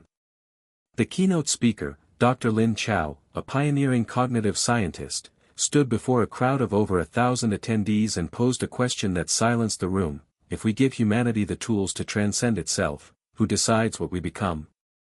It struck Maya like a jolt. She'd been so immersed in the day-to-day evolution of the technology.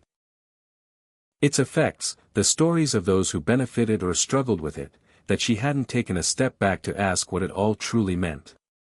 Neuralink X wasn't just improving lives anymore. It was redefining them.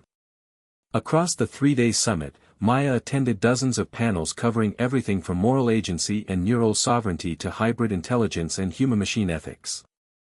One panel featured a lively debate over what it meant to still be human in an age where cognition could be shared, memory could be edited, and identity could be augmented. A philosopher from Oxford argued that to be human is to have limitations, and that the erosion of those limits could result in the loss of essential parts of our nature. A robotics engineer countered, but we've always evolved with tools. This is just the next step in our symbiosis with technology. Maya found both perspectives compelling. She interviewed them later in the day, and both admitted that while they stood on opposite sides of the debate, they shared the same underlying concern: how to navigate this transformation without losing our moral compass. As she walked through the university's AI research lab, Maya came across a group of graduate students working on a prototype, NeuroBridge, a decentralized network where users could opt into shared experiences temporarily, like emotional streaming platforms. One student excitedly demonstrated how the system could allow a roomful of people to feel a musician's intent as they composed a melody, in real time. "It's not just about hearing the music," he said. "It's about feeling it as it's being born." The idea exhilarated Maya, and frightened her. In theory, it could be a new kind of art form, a revolution in expression. But she wondered, if emotional experiences could be streamed and monetized, how long before they were exploited or commodified? In a quiet conversation over tea, Maya spoke with Dr. Soraya Bendre, a cultural anthropologist from India who had been researching neural interface technologies in diverse communities.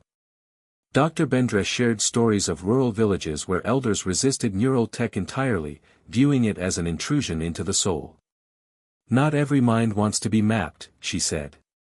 "And not every culture defines knowledge as something that should be shared or digitized." Maya realized in that moment that the global response to Neuralink X was as varied as the human condition itself. In some places, it was welcomed with open arms. In others, it was seen as a threat to tradition, spirituality, and cultural identity. As the conference continued, a breakthrough presentation captured everyone's attention. A team from Tel Aviv unveiled a new layer of Neuralink X code that could allow users to temporarily merge problem-solving capacities, essentially combining intelligence for complex tasks. They called it collective mode. It wasn't permanent, and it didn't involve sharing memories, but for the duration of a task, users could access the processing power of each other's brains like collaborative processors in a cloud network. Maya sat in on a demonstration. 3 participants worked together to solve a spatial engineering problem that would have taken each of them days on their own. In under 20 minutes, they had a working prototype simulated. It was like watching telepathy meet supercomputing. The demonstration was met with awe and alarm. Outside the hall, protests had formed. Advocates for mental privacy and cognitive independence marched with signs reading, "My mind is not a network," and "Do not sync me." Maya spoke with a protest leader named Javier, who warned that the path to total neural integration was a slippery slope. "We're not just opening doors," he said.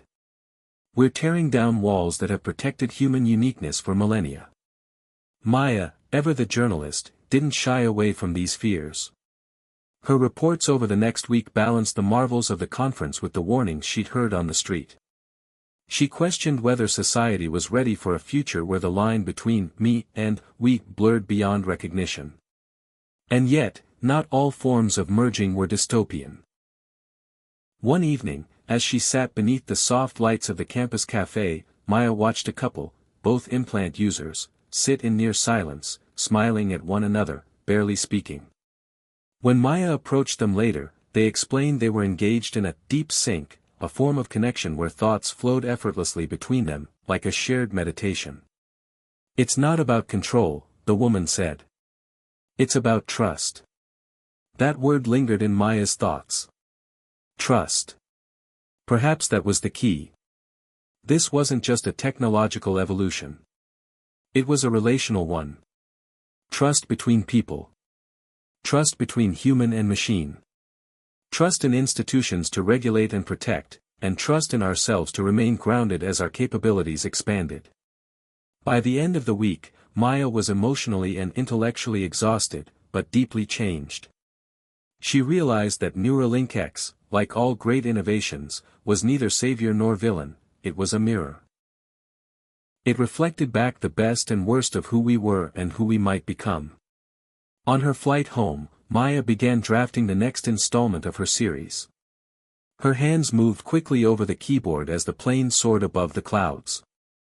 "We stand," she wrote, "on the threshold of a world where intelligence is no longer confined to the self, where emotions can be shared like songs, and where collaboration is not just conversation but a merging of mind and mission. The future is not about abandoning what it means to be human. It's about choosing which parts of our humanity we want to preserve, and which we are willing to transform. In that choice, we find both the peril and the promise of Elon Musk's innovation." As the plane descended into twilight, Maya closed her laptop, rested her head against the window, and looked out at the world below, a world that was changing faster than anyone had imagined, and a story still being written with every passing thought. The buzz of progress had always surrounded Maya Collins like a faint hum in the background, but now it roared. Everywhere she went, people weren't just talking about Neuralink X, they were living it. What had begun as a speculative leap into the future had taken root in the everyday rhythms of human life. Neural implants were no longer a novelty for the elite or the ill, they were becoming household decisions, like choosing a smartphone or health insurance. In the suburbs of Phoenix, Arizona, Maya visited a neighborhood where over 80% of residents had adopted neural technology. Children completed homework using neural recall modules. Parents synced calendars directly with their spouses' minds. Family therapy sessions included guided memory reflections streamed between relatives. The neighborhood even had a community server, a kind of local neural cloud where residents could opt into shared memories of birthdays, block parties, and town hall meetings. It was astonishing. And eerie. Maya walked through a local park where people sat silently on benches, linked into group meditation sessions via their implants. One teenager told her, "It's like we're all alone together, but in a good way."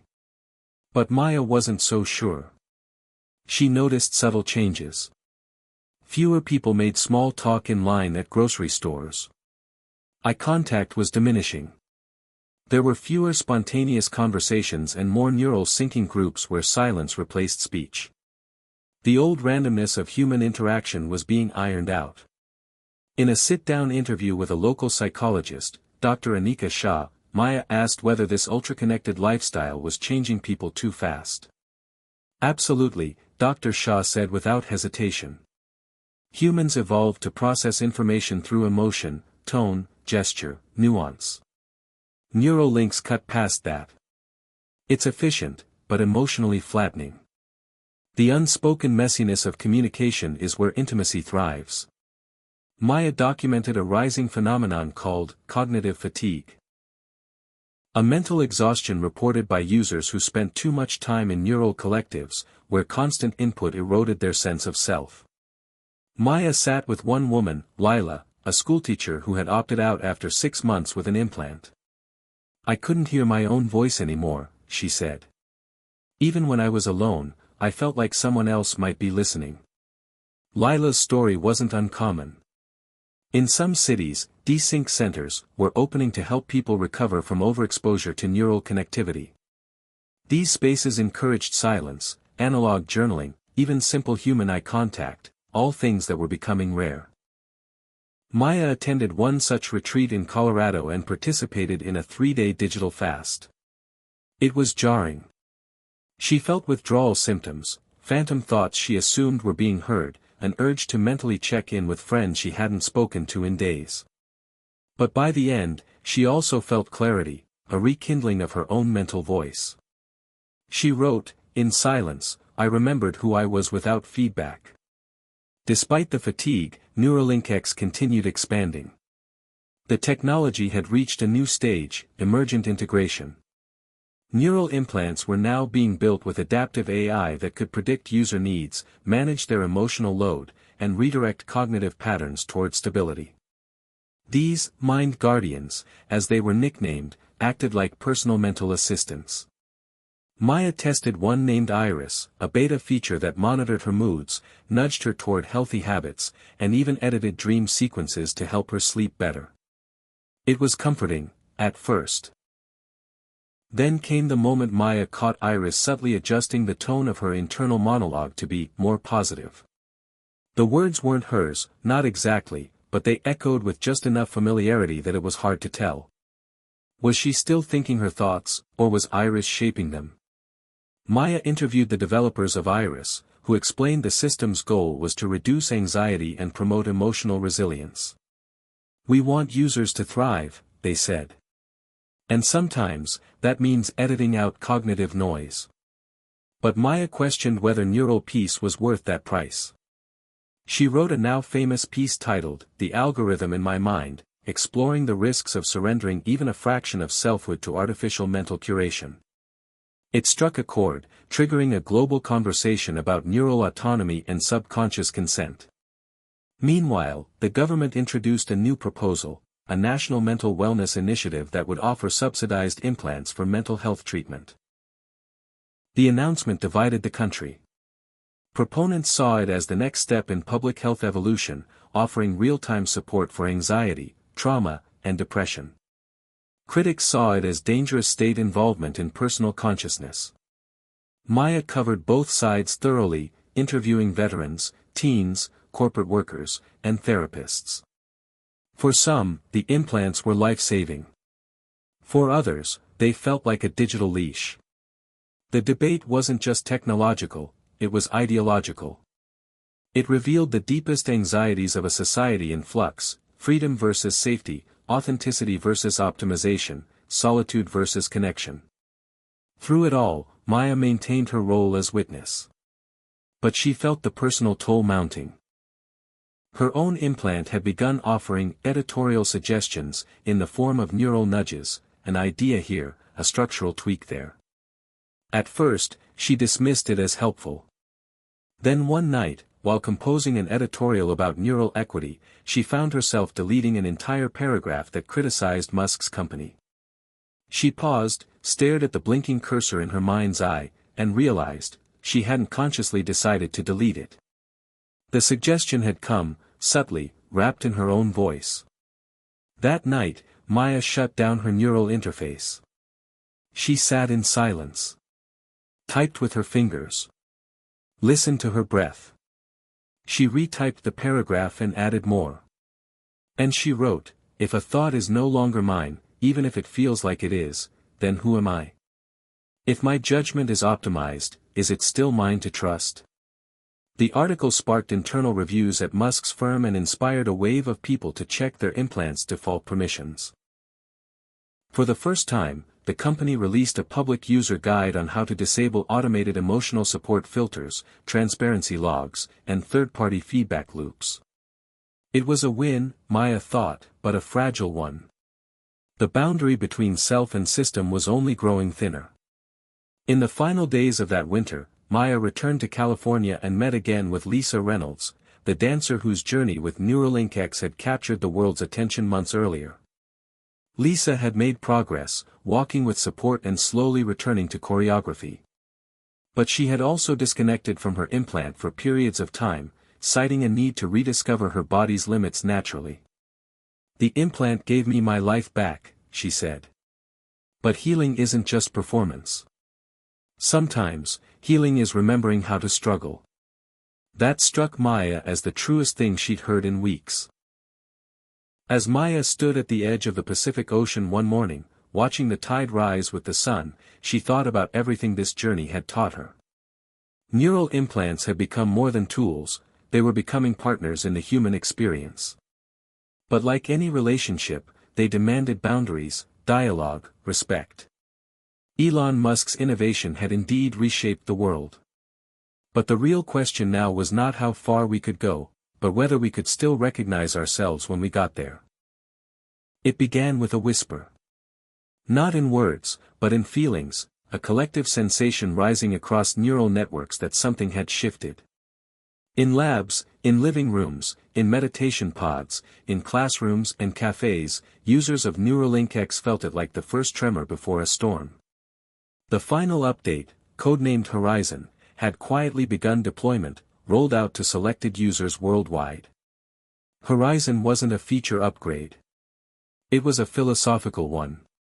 The update offered the option for continuous cognition, a mode in which users would remain perpetually linked to a distributed awareness system, a shared mind space not limited by geography or language, where empathy could flow unfiltered, knowledge passed like breath, and decisions made communally through consensus algorithms.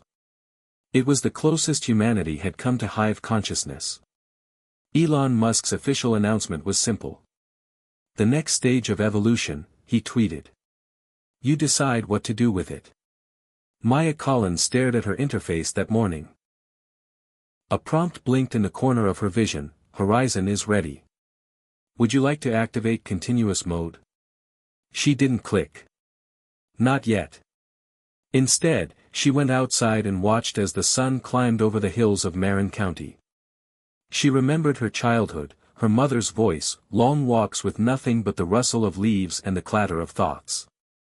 She'd built her career around stories, human ones, and now she stood at the brink of a story so vast, so unpredictable, it defied the very idea of individual authorship. Over the next days, the world polarized. Tens of millions opted into continuous mode, drawn by the allure of complete understanding and uninterrupted connection. Reports surfaced of unprecedented creativity, symphonies composed by co-thinkers in different hemispheres, surgical breakthroughs devised by collaborative mental models, climate models improved overnight by shared cognition. But there were also warnings. Some users found it hard to re-enter solitude. Others reported loss of self-recognition, like waking from a dream and not knowing which thoughts were truly theirs.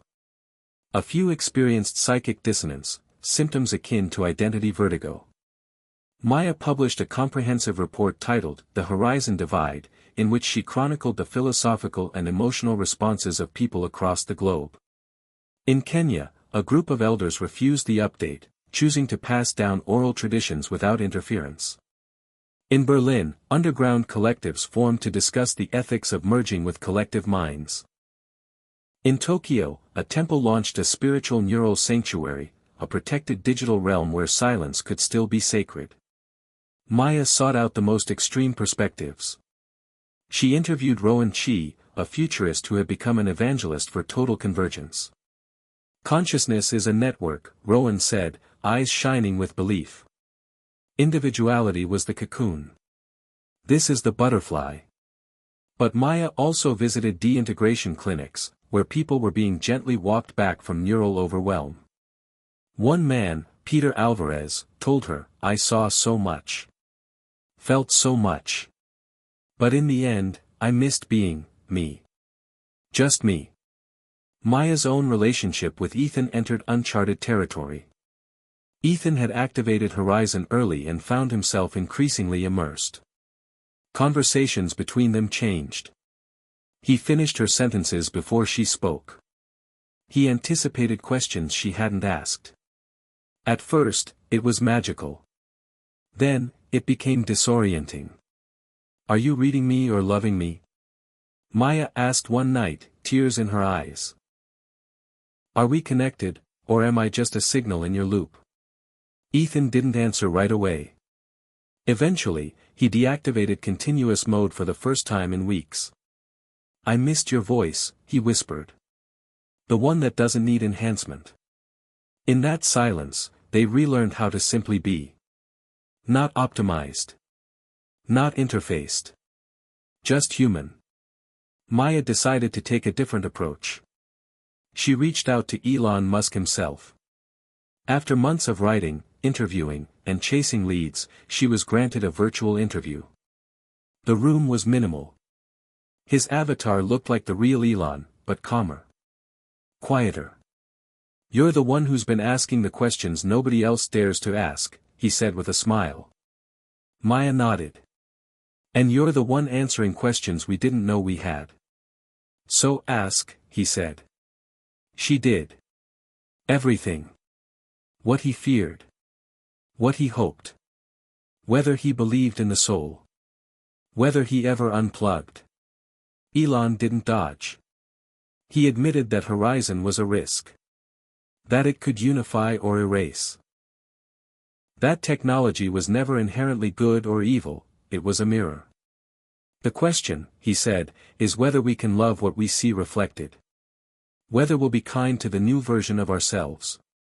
Whether we'll remember what made us human in the first place. And what is that? Maya asked. Elon smiled. The willingness to be alone in a thought, even when connection is an option. The interview, titled, Inside the Horizon, A Conversation with Elon Musk, became the most watched digital news piece of the year. Maya's words carried the weight of an era. The public began to reflect, not just on Horizon, but on the assumptions it brought to light. Was faster always better? Was connection always a gain? Was there still value in a secret, an unanswered question, an unfinished sentence? In her final article of the series, Maya told the story of a boy named Aiden. He was 8. His parents were part of the Horizon network. They encouraged him to link early. He declined. He liked drawing. With pencils. On paper. I want my ideas to stay mine a little longer, he told Maya. She framed that quote and placed it above her desk. Because in a world full of connection, the most revolutionary act might be choosing solitude. The ripple effect was quiet but powerful. New laws were passed to protect cognitive autonomy. Neural ethics became a core subject in universities. People began scheduling daily disconnection time. Horizon remained. Many still chose it. But it was no longer framed as the future. It was one future, among many. Maya didn't reject her implant. She didn't retreat from the world. But she learned to turn it off. To write by hand. To hear a story without sharing it. To cry without a witness. To sit in the dark and not reach for answers. In the final scene of her book, later adapted into a documentary, she stood once more at the Pacific coast. The same shore where she had first wondered where this story would go. Now, she knew, it would go where humanity chose to take it. The water shimmered. The sky opened. She whispered to herself, life is full of surprises. But love will always lead the way. And with that, she walked forward, not into a network, but into the unknown, carrying with her the memory of all she had seen, and the courage to remain herself. Hit subscribe and leave a comment with where you're watching from. This story might just spark a new beginning. What's one thing that always pushes you forward, even when things get tough?